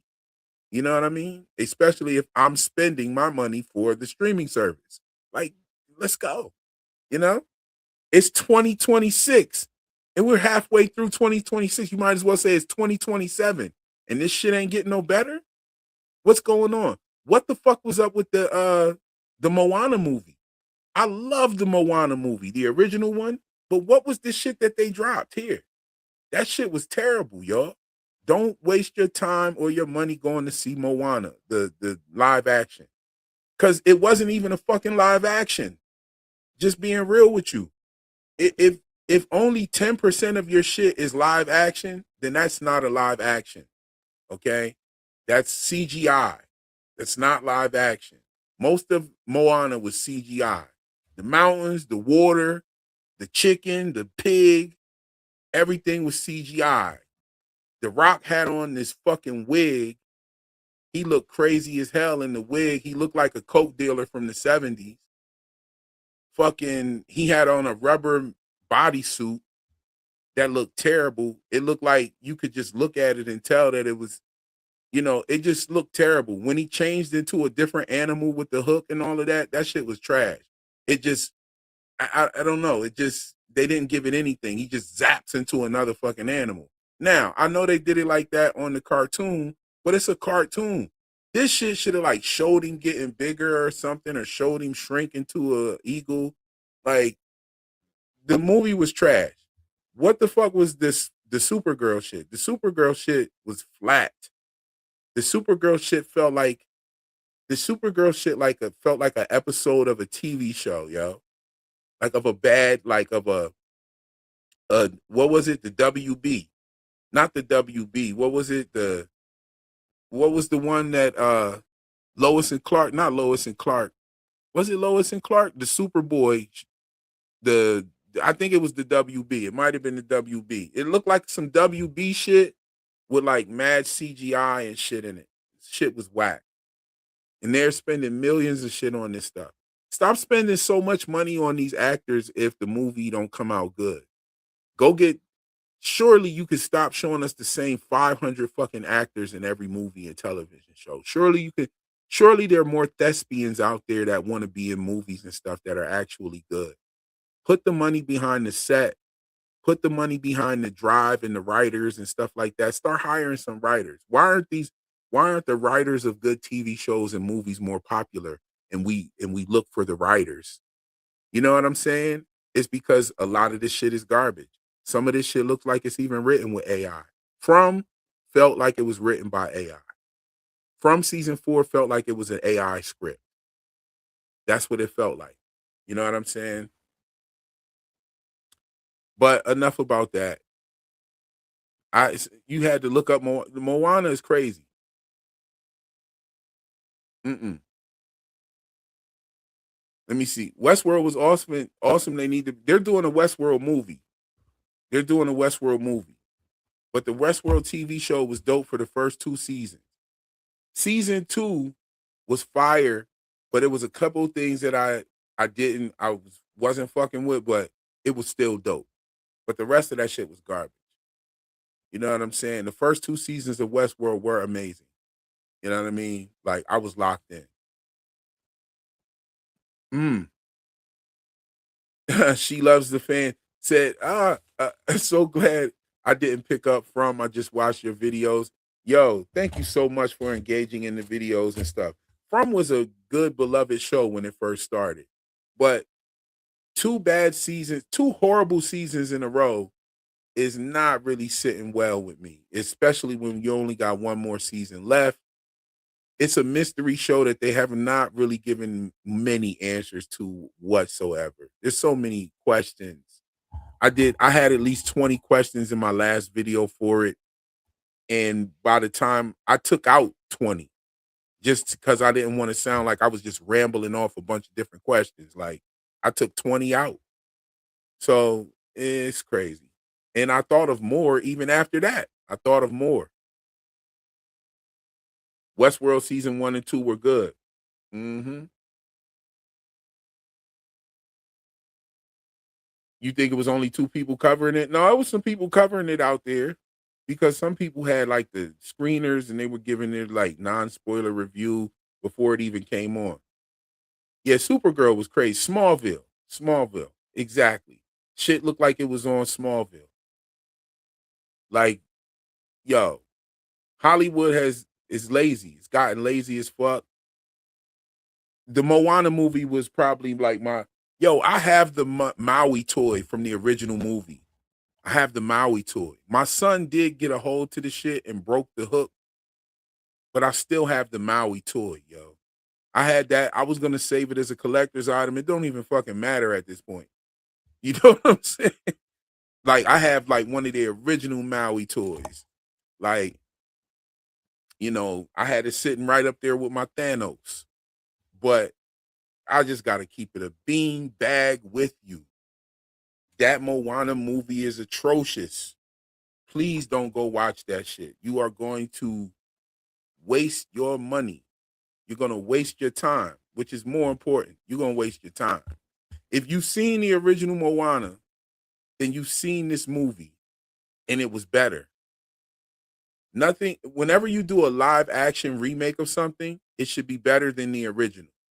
That's just my opinion. You know, like Death Note on Netflix was okay. I fucked with Death Note on Netflix. It wasn't all that good, but it was all right. Even Cowboy Bebop remake was better than fucking Moana, bro. Like that, and that is crazy. Yeah, Westworld was a reboot itself. Hmm. Out of my mystery box, out of my mystery box shows, Severance seems like it's the most likely to deliver. Yes, Severance has been Severance has been keeping it real with us. Yo, Demo, come up and let me get some thoughts on my bad. Let me get some thoughts on Silo. Let me get some Silo thoughts. Anybody that wants to come up and chat and share some opinions on Silo, feel free to come on up and chat. You know what I mean?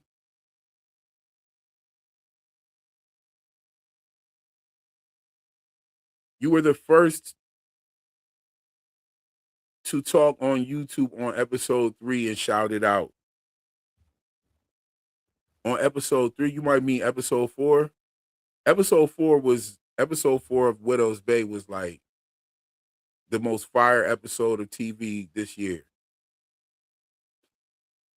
The last fire episode of TV we got before that was probably the black spot scene on It Welcome to Derry. It Welcome to Derry was fucking fire all the way through. The first 2 episodes are traumatizing. The shit is traumatized. The first 2 episodes are absolutely, it's probably the scariest horror TV show on television was It Welcome to Derry. Nothing else is more scarier than It Welcome to Derry as a TV show. I don't think there's anything that even comes close. They had this girl pull the sheet up over her head, and next thing you know, she's being born from a monster version of her mother. The inside under the sheet turns into the womb, and the sheet turns into the placenta, and she has to dig and claw her way out of the placenta. And then she's born, and she got a fucking umbilical cord stuck to her stomach, and the stomach starts acting like a damn monster and trying and suck the umbilical cord up like a piece of spaghetti. And then she had to bite the umbilical cord off to get away. And then the monster version of her mom, the rails on the bed turns into her arms and legs. Like, bro, like who the fuck thought of all that? That shit was fire the way they executed it and everything. It didn't look like cheesy special effects. It was fucking horrifying. I loved every moment of that scene. Episode 2, I didn't tell you what character it was or any of that stuff, but the scene is fucking phenomenal. Go check out It Welcome to Derry on HBO. HBO is known for that heat and that smoke, though. Okay, Xana came up. What's going on, Xana? How you doing? Can you hear me? Passion, how I'm doing. Well, I posted a few times and you just caught all the garbage I write except the useful things. And the important things is that, the from things, I really love the theories because, that I got to know you through Tony. I don't know Tony. I just, watch you guys all these years, and you don't know me. That's how it's happening. You're like tiny celebrities, in the universe of my home and for my cat, and my husband. Anyway, they know about you. You don't know about us, and that's how it's scary, because this is Silo essentially, but in YouTube context, because I've been watching you for years. If you think about it, it's scary. Silo, to me, there are a lot of things, but actually, what I came here to say is that you were talking about From, and I happened to be in one of the lives or watch it, and somebody said some things, and it was odd to me because I get your theories, and I actually prefer watching the content here than the show because it's more fun to speculate rather than get the product, whatever that is. And I could not understand the American and the dates and all of that, and I had asked to explain it and the video and so on, and then you dropped the video on Silo, and I'm like, oh, okay, I get it now.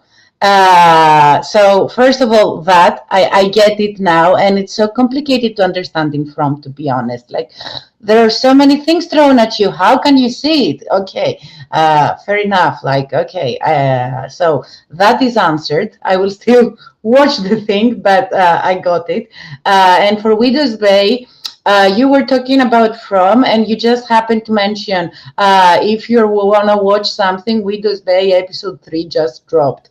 And I was searching for someone covering Widows Bay, and nobody else was at that moment in time. So on both occasions, you get the cake. Um, Well, I mean, since you're talking about the parasocial relationships and not knowing us, but knowing of us, that is dope. You know what I'm saying? And it's funny because Tony and I are planning an event called Tube Bash where you will be able to come meet us in person if you're in the United States, and you could come to the United States, or anybody that's in the no, United States like, can come to this event. It's going to be summer in Nashville. Right now, we're thinking summer in Nashville. um we will be promoting a link real soon when we lock in an actual venue. So when we lock in the venue, we'll give you more, information about it. But we just got off the phone right before I started this live. Like, no bullshit. Tony and I were talking right before the live. As a matter of fact, I wish Tony was watching, because then he could pop up and we could talk about it, a little bit more. But well, we're because working out the whenever particulars. that is mentioned, because I've been following that for that to happen so long. Because again, I'm aware because I watch all of you and how you discuss on channel. Because how am I gonna? Nobody watches from in my life, so I need to get my information somewhere. And I said the only thing I said is because, like, you do have an audience in Europe. Like, we're here, I'm here. I managed, because this is the fourth season, and I never managed to catch a live. So I was like, it's now or never kind of situation. And they're like, there is no way for us to come to the US at this time, Oh, generally. okay. No, I So, understand. for a lot of people, for a lot of reasons, it's just not easy to get the plane and, get to Nashville as it would have been. But what I did propose is just to do a 45, all of you together, live panel for the rest of us in whatever time the people vote is accessible internationally, and put also that on sale, because we want to support the I don't know what you'll call it, so I'm not just putting a name. You call it what it is, the meetup, let's say. But we can't physically come, but we would still like to participate. So that's the only thing I suggested, and I think that you should consider it. Yes, well, we will be doing a live I know stream. that the point The is to event, be the all event in will be live person, streamed. but it doesn't have to mean that, I'm talking about. The event will be live streamed. You know what I'm saying? We will be live streaming the event.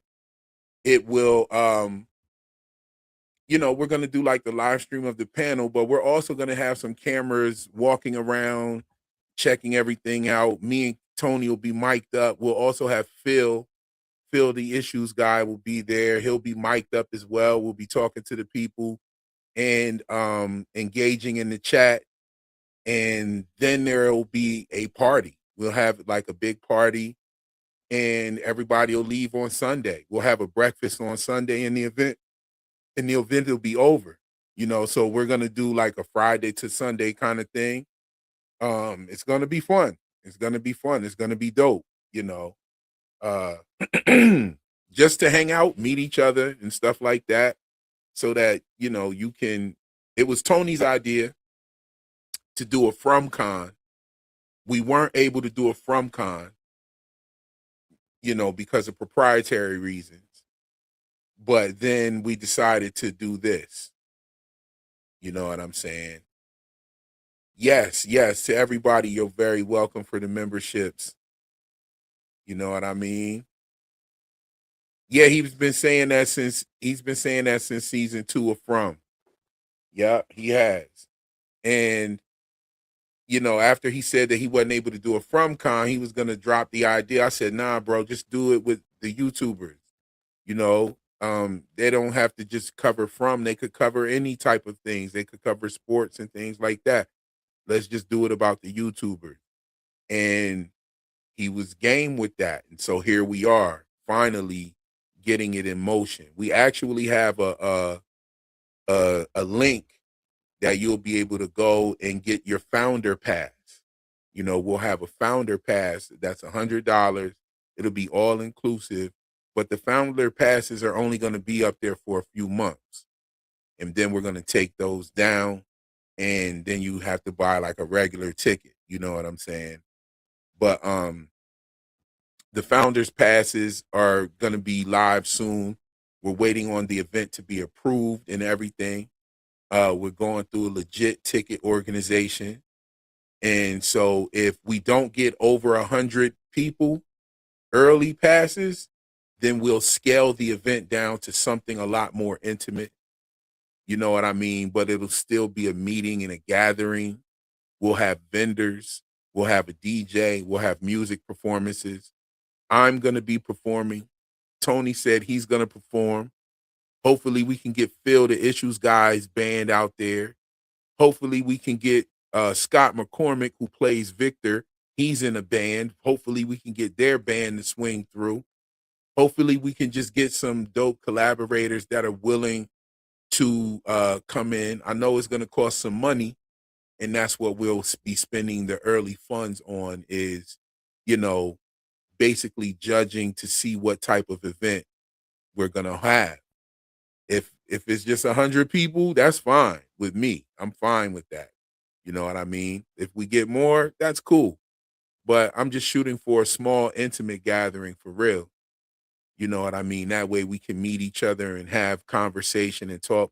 I just came from a gathering like that at the Guitar Center, and a bunch of producers were out there. We were all talking and stuff. Zaytoven, you know, it was a couple drummer team was there. There's a couple people, you know what I'm saying? And my brothers was there. You know, we had a good time. We had a real good time, and it was just a bunch of us talking and having, you know, a great event and sharing information with up and coming producers. So that's what I'm kind of shooting for, so that everybody has a chance to talk and meet. And we'll have a panel. We might do one or two panels, but one for sure, where we'll talk about many different things. And then we want to have a panel for the actors and things of that nature. We're shooting for the television show From. Hopefully, From will be airing around that same time. That would be really nice, and we'll watch an episode together. The coming episode, we'll do something like that. You know, it's all being put together now. We just need to know how many people are interested. You know what I'm saying? I know you guys rock with us, but we don't know how many people actually rock with us. You know what I'm saying? I do know some out there for sure. Luna Cascade, Choco Beauty. We know supporters of my channel that have been here for a very long time.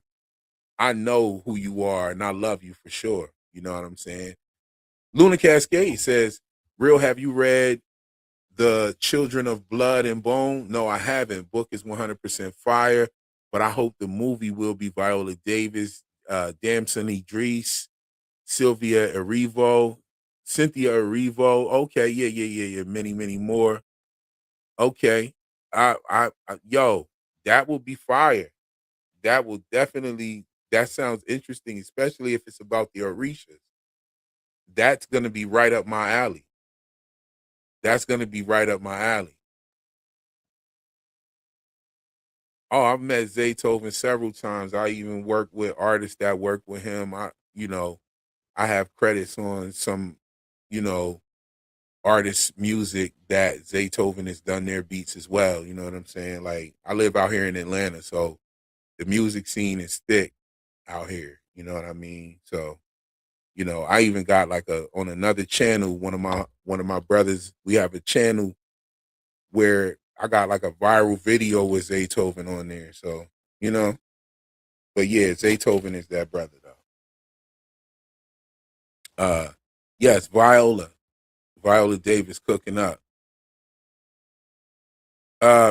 My phone ain't connecting to StreamYard. If you're still rocking around 10, I could jump on with the wife's phone. It's not my phone, it's my wife's phone. My man Demo. The Demo is another person that I've met in person. When Taryn and I visited Providence, Rhode Island, to look up some H.P. Lovecraft, we went to the Demo was our tour guide pretty much, and he took us to the grave site of H.P. Lovecraft, and we did some investigating out there. You know, that's when we thought anybody know where that joke come from? It's not my phone, it's my wife's phone. But the joke was, it's not my car, it's my wife's car. That's Gilbert Godfrey. I believe I think it was he was in an Eddie Murphy movie. Another 40, was it 48 hours or something? Yes, indeed. Yes, indeed. So let's get back to this silo talk. Let's get back to the silo rhythms and vibes real quick. We can't sleep on these things here. Let me look at what I was planning on talking about this evening. Okay, so we talked about the Juliet memory thing. We talked about her not, what Bernard said, and her not supposed to be born. One of the revelations that I think that we just came out with here was very crazy, was why didn't George hear the AI when he went down into that tunnel? And them reaching back to season 1 for that was so fire in season 2. But why didn't he talk to him? And I said it's because the AI does listen, but it will not talk to you unless you are head of IT or the shadow for the head of IT. You know what I'm saying? Oh, yes, yes. Golden Child knows the parking ticket. It's not my car. It's my wife's car. Rest in peace, Gilbert. Yes, yes, Gilbert Godfrey, legend, funny as hell. Kendoku says we got to collab on some music production. Indeed, send me some stuff. I'd love to hear it. I'd love to hear it. Hold on. Let me pull up some things here. So this means that the people in this silo, okay, that are leaving with the flag, that we see leaving with the flag, this little boy went out there with them, died. Everybody died. They showed both of their corpses. All three of these people, they ended up showing them to us. You know, there you have, there he is right there. That's crazy how he died like that. Kind of reminds me of that World War II picture with the flag. Okay, so we see this is what happened. This is what Juliet went into.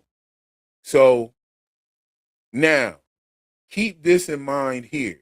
Okay, keep this in mind that the algorithm knew all of this.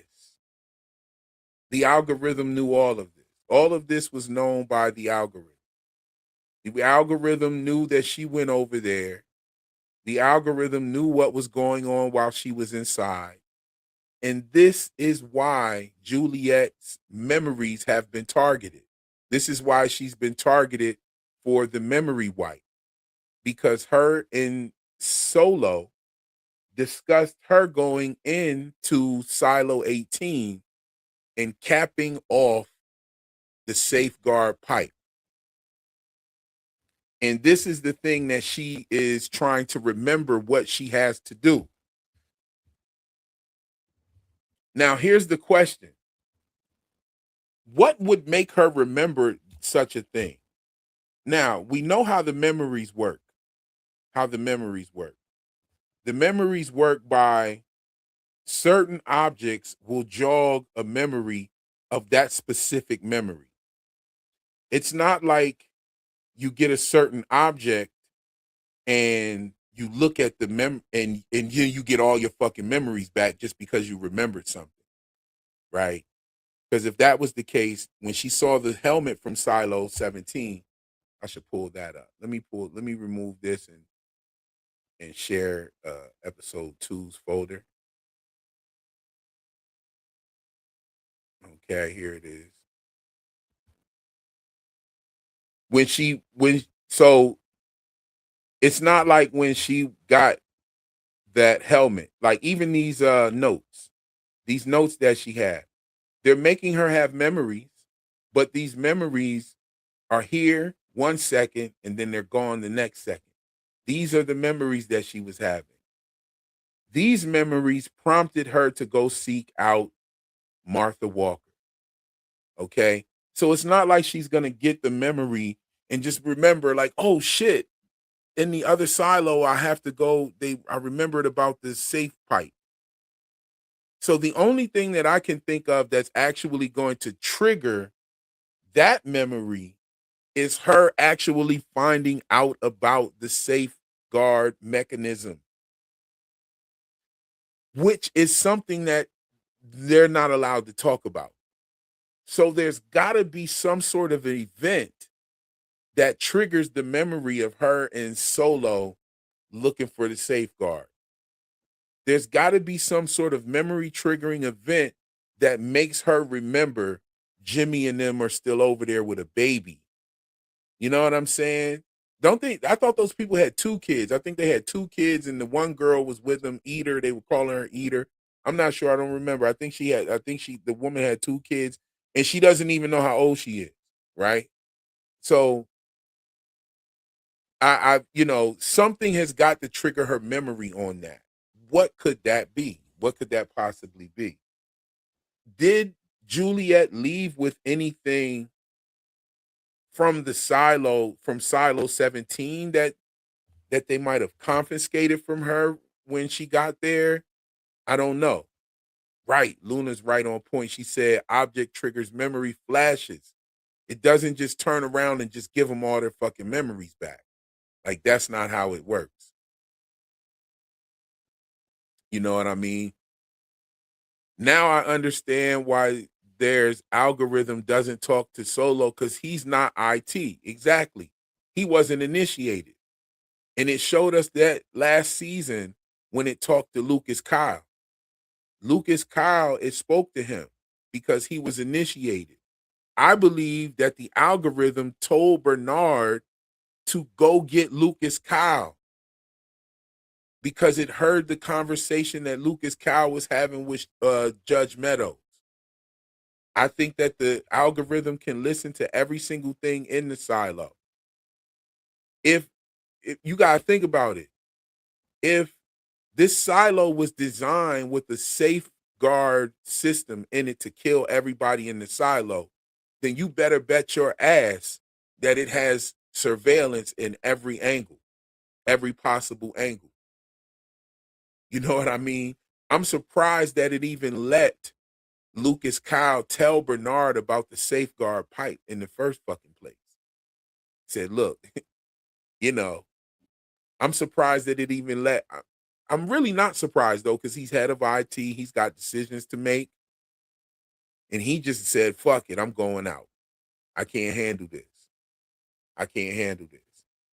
And it's almost like he lost his religion because he's like, "Damn, you made me do all this fuck shit to protect the silo and to keep people alive,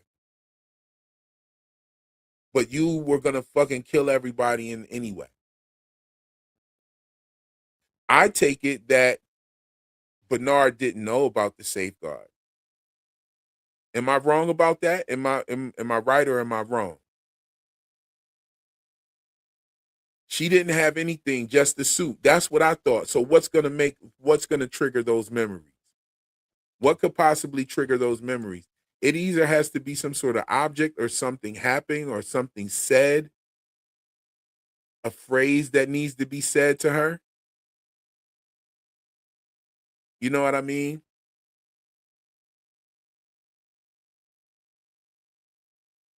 You know. Oh yeah. The watch. The watch. I think the watch is going to give her memories of George. Memories of George. I think the watch will give her memories of George. Maybe a song, the watch, her father and George's watches.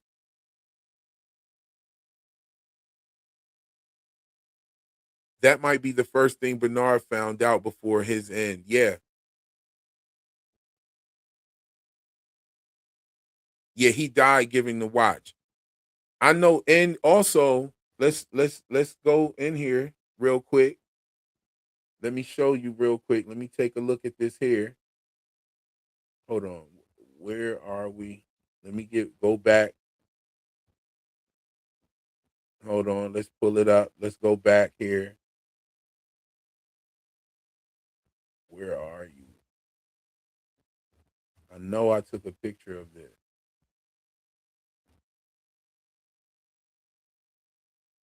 Okay, so what I'm looking for, y'all, is Daniel is wearing the watch.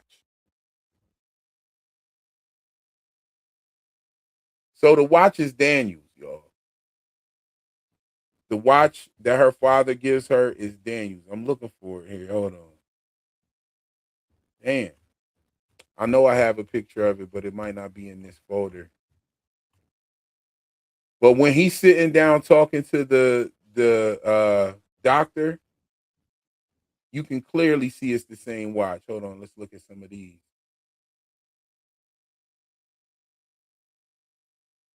Yep, you can see it right there. He's wearing the watch, but you can't see it good in this picture. Here it is. Here's a better picture. This is the watch, y'all. Hold on. And then she's got a watch on too, but that's not the kind of watch. Hold up.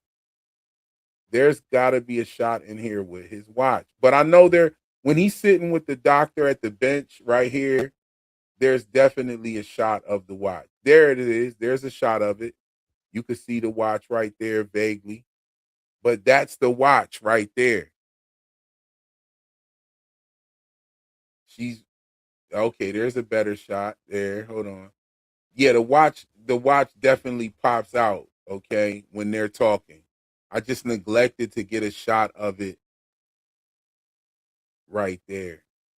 Oh, snap. Luna Cascade with the super chat. Thank you so much for your generosity. We appreciate your support for the channel, sis. We love you. She says, Professor, in recognition of your humility and brilliance and daring to ask the question, thank you so much. Magnifying glass, magnifying glass, magnifying glass. Thank you so much. You know, hey, y'all see what y'all see how they suppress the channel, and I'm still talking that shit. So them suppressing my channel is not gonna stop me. And support like this means the world to the channel so much. And Luna, when that when that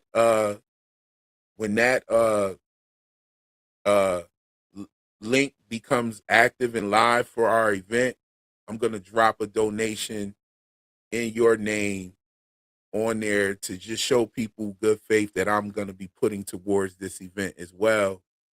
And feel free to use that as your founder's pass. You have sponsored several of these live streams and been supportive of the channel in a very loud and clear way. And we appreciate you so much for that. You know what I'm saying? I appreciate all of you, all of the support. You know what I mean? Shout out to that. Let me do something here, drop a couple more. Just so that we have a tight group in here, we can get some more members.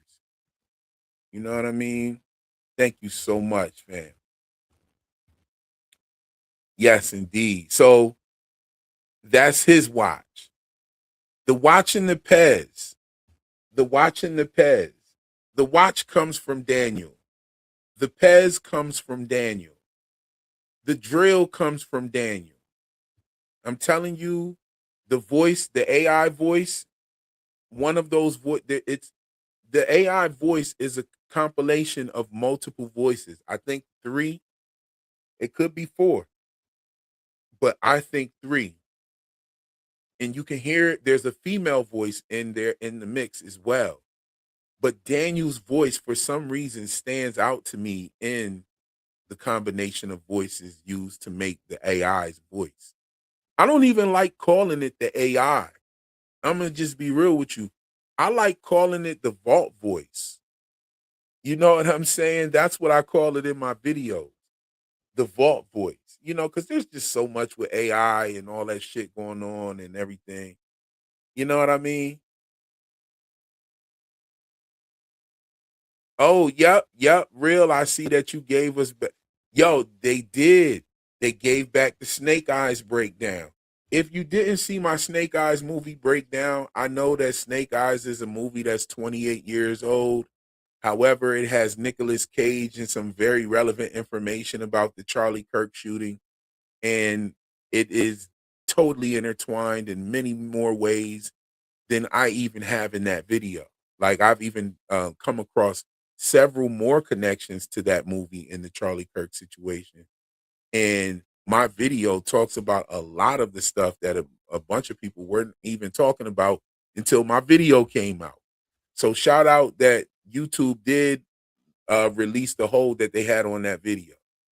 But that video is definitely in the mix. So shout out to that. Oh, snap. Jerry Bartell dropped 5 memberships. Thank you so much for your generosity. And Choco Beauty came through. She said, thank you for always keeping it real. Thank you so much for your generosity, sis, and your support for the channel. You have been supporting the channel for so long. Definitely like rocking with me real heavy. You gave me inspiration to do the 30-day. You challenged me to do a from short for 30 days straight every day for 30 days right before season 3. I remember that like it was yesterday. They struck down a bunch of my shorts, just to be honest with you. They took a bunch of them out. But the ones that are up there because you encouraged me to do that. That was so fire. That was so fun going through all of my old content and making shorts with it and dropping one every day. That was so dope. Thank you so much. You know what I'm saying? That's why it didn't talk to George. Yes, we said that earlier because George had not been initiated yet. Okay, so he had never been initiated. However, that shit knew he was down there. It knew he was down there. But that is what that would be. Oh, okay, so that actually, I don't think this thing is running an experiment, but the fact that it only talks to the initiates and the people in IT, and not even just everybody in IT, it specifically only talks to the head of IT and the head of IT shadow. Okay. That means that it's controlling the variables. And whenever you control variables, that means you're doing some sort of experiment, right? Or you have some sort of plan that that you're trying to manipulate a certain outcome. And that's why you wouldn't just tell, like, for sure, George was worthy, right? George was worthy enough to be the shadow of IT. You know what I'm saying? Just all of the shit that he figured out and his wealth of knowledge and information, right? He, to me, was worthy of that, right? But he wasn't initiated. And so when he got down there on his own, this thing wouldn't even talk to him. Right? So it was controlling the amount of people in the public who know the information. Had it spoke to George, everybody probably be dead actually. Because George would have divulged that information with old girl. They probably would not have known that it was not able. It would have got to people that would have not known that you're not allowed to talk about it. And then it would have been talked about, and boom, this shit would have went off and killed everybody in the silo. So there's a very specific reason. What did Lucas Kyle do when he got the information? He went directly upstairs to Bernard.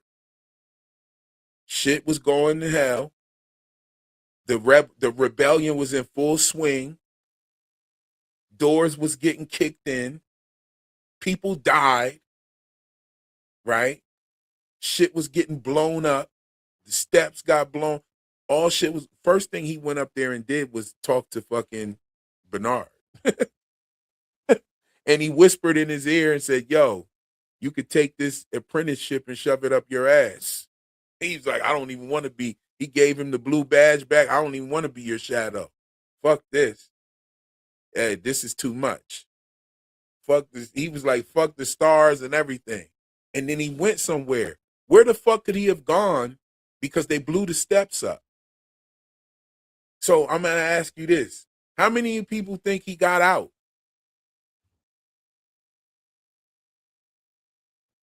How many people think they got out? Bill Chill said he's catching up on season 2, just dropping by to show some love. Thank you so much for the love, Bill Chill. Good to have you. You know what I'm saying?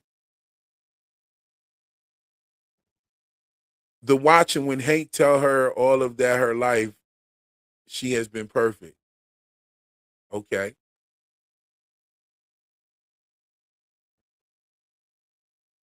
Let me see.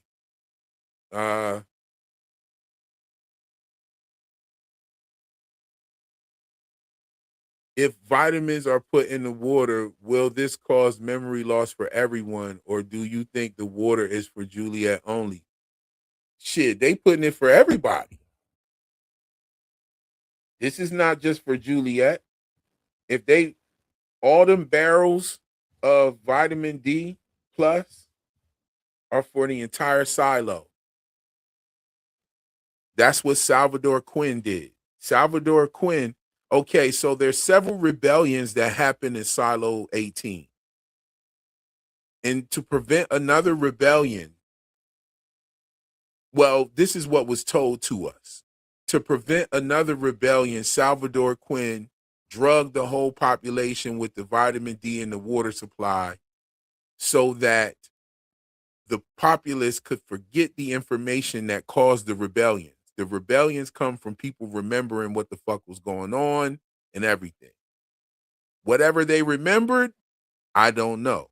I think they remembered that this shit is not to save them. That's what I think they found out. Somebody, look, the silo was built with a fucking pipe in it to kill everybody in the silo. This was not built to save the people, right? And I think somebody realized it, and these are the things that caused uprisings and rebellions. It happened 5 times, and next thing you know, Salvador Quinn drugs the population so that they forget, and the uprisings don't continue to happen. But now we see Camille is being told to do the same thing by the AI. So as I said in my video before, I don't think that this shit was actually Salvador Quinn's idea. I don't think that it was his idea to drug the population. I think that this might have been something that the AI told even him to do so that the people would not revolt again. You know what I'm saying? I think that's very interesting.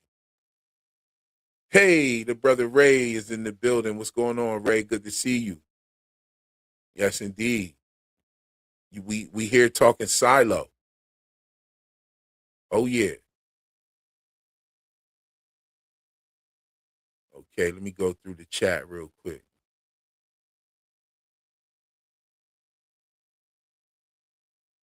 Uh, let's see. I'm at a loss for where Lucas is. Listen. We haven't seen his body, so he's still alive to me. Right? We haven't seen the body, so he's got to be alive. That's where I'm at with it. Those are like the unspoken rules of television and movies. You know, I don't think he got out. How could he? Okay. So he's somewhere in the silo. We'll see what happens. Let's see here.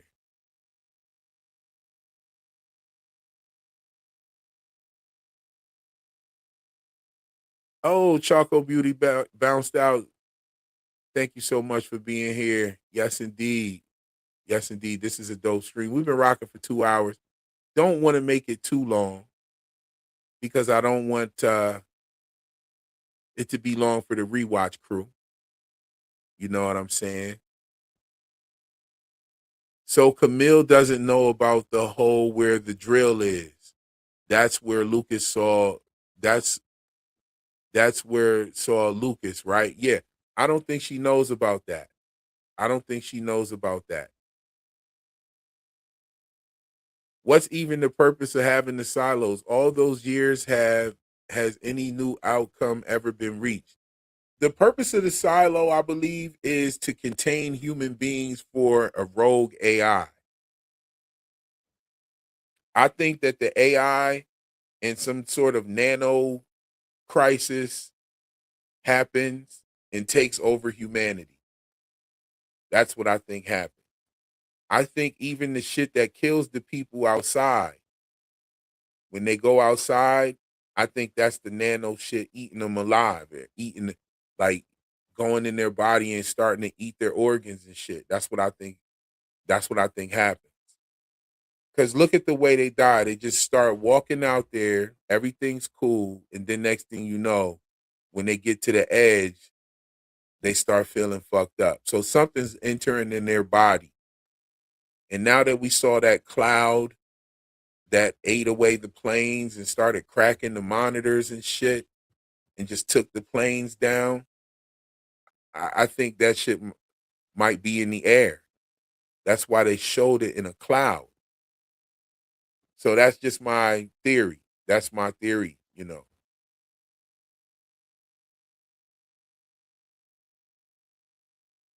Like, who found out the water wasn't deep? He did. Lucas did. Lucas found that out. Yes.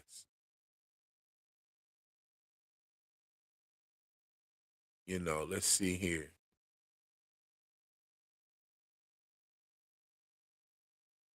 What you say, Golden Child?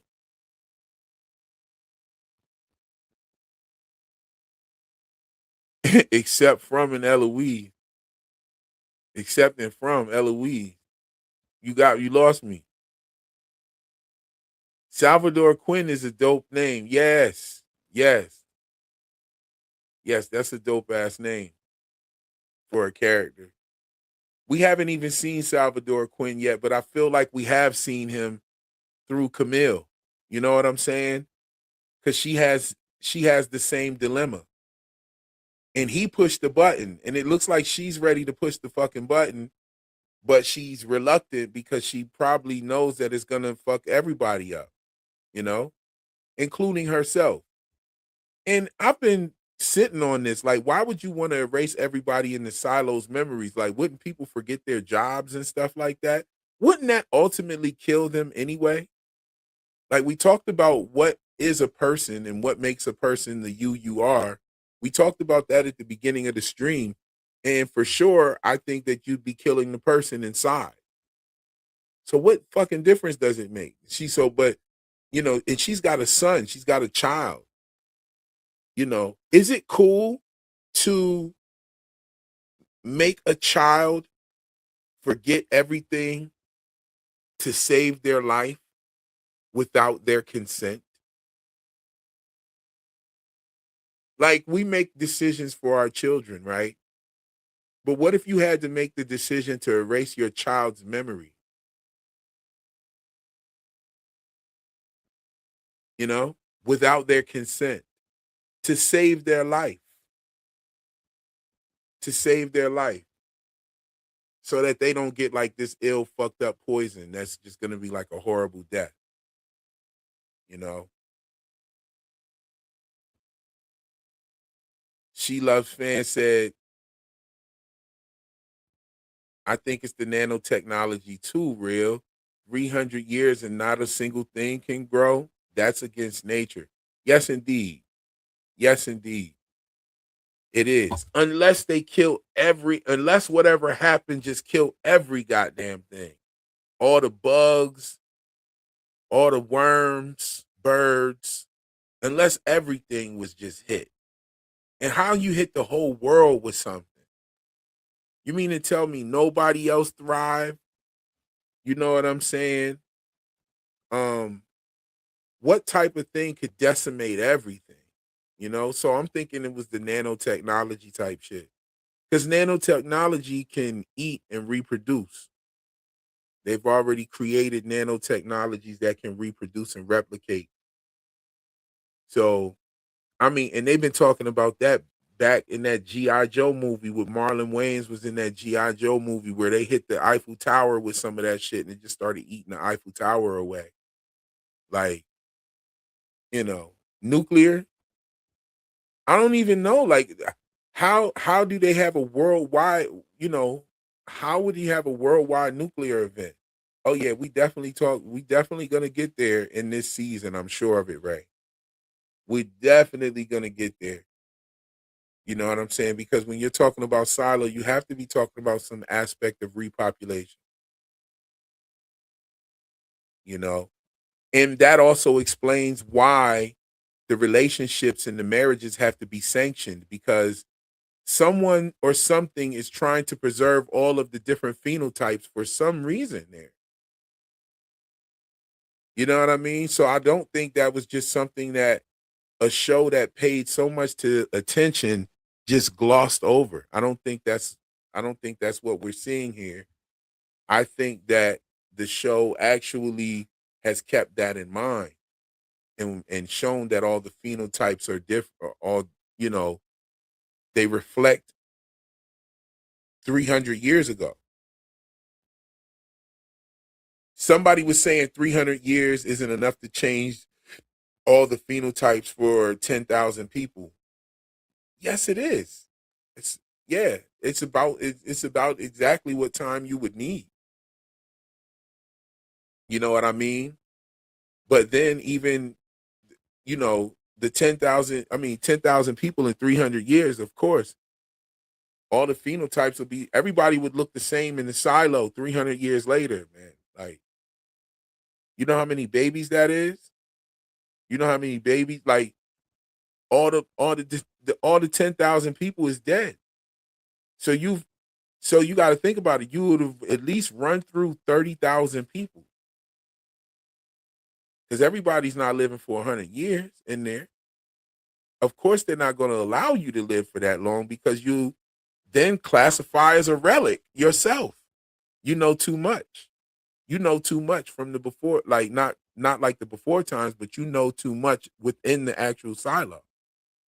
A 100-year-old person knows a lot of shit in the silo. You know what I mean? You're a walking, living relic, and they can't have that. So yeah, they recycle people in the silo like a motherfucker, I'm sure. And they control the birth, they control who gets married. And the reason why they do that is because 300 years is more than enough time to take 10,000 people and merge all the phenotypes together until you have like one dominant phenotype. That is exactly what would happen. You know what I'm saying? Yes, indeed. Y'all hit that like. We about to get out of here. I appreciate every one of you for coming through. This video is probably going to be 2.5 hours. I don't want it to be too long for the people that are going to rewatch it. You know what I'm saying? They see a 4-hour video up there. Motherfucker be like, man, I ain't watching this shit. You know what I'm saying? They see a 2.5 hour video on there, like, yeah, I could probably watch this, Probably watch half right now, watch the other half later. You know what I mean? But, I appreciate all y'all coming through. This is the first of many. You know what I mean? I don't know if we're going to do a Saturday Night Live. I might do something on Thursdays. Thursday nights, we'll do a pregame because the show actually airs Thursday, 9 p.m. Eastern Standard Time. So we'll probably start going live around 7 p.m. Eastern Standard Time, which is 4 p.m. on the West Coast. You know what I'm saying? The show drops at 9 o'clock Eastern Standard Time, which is 6 p.m. on the West Coast. So we'll do a 2-hour pregame. And we'll talk after the show. You know what I'm saying? We'll talk after as well. And yeah, let me go ahead and get my episode 3 video ready for y'all. Episode 3 is definitely a banger. Make sure you don't miss it. And make sure you come right over here after the episode. My video will be up after the episode. So I'll see you the next time. We'll do the pregame and the video drops after the episode. I love y'all. Thank y'all for showing up. Peace and wellness.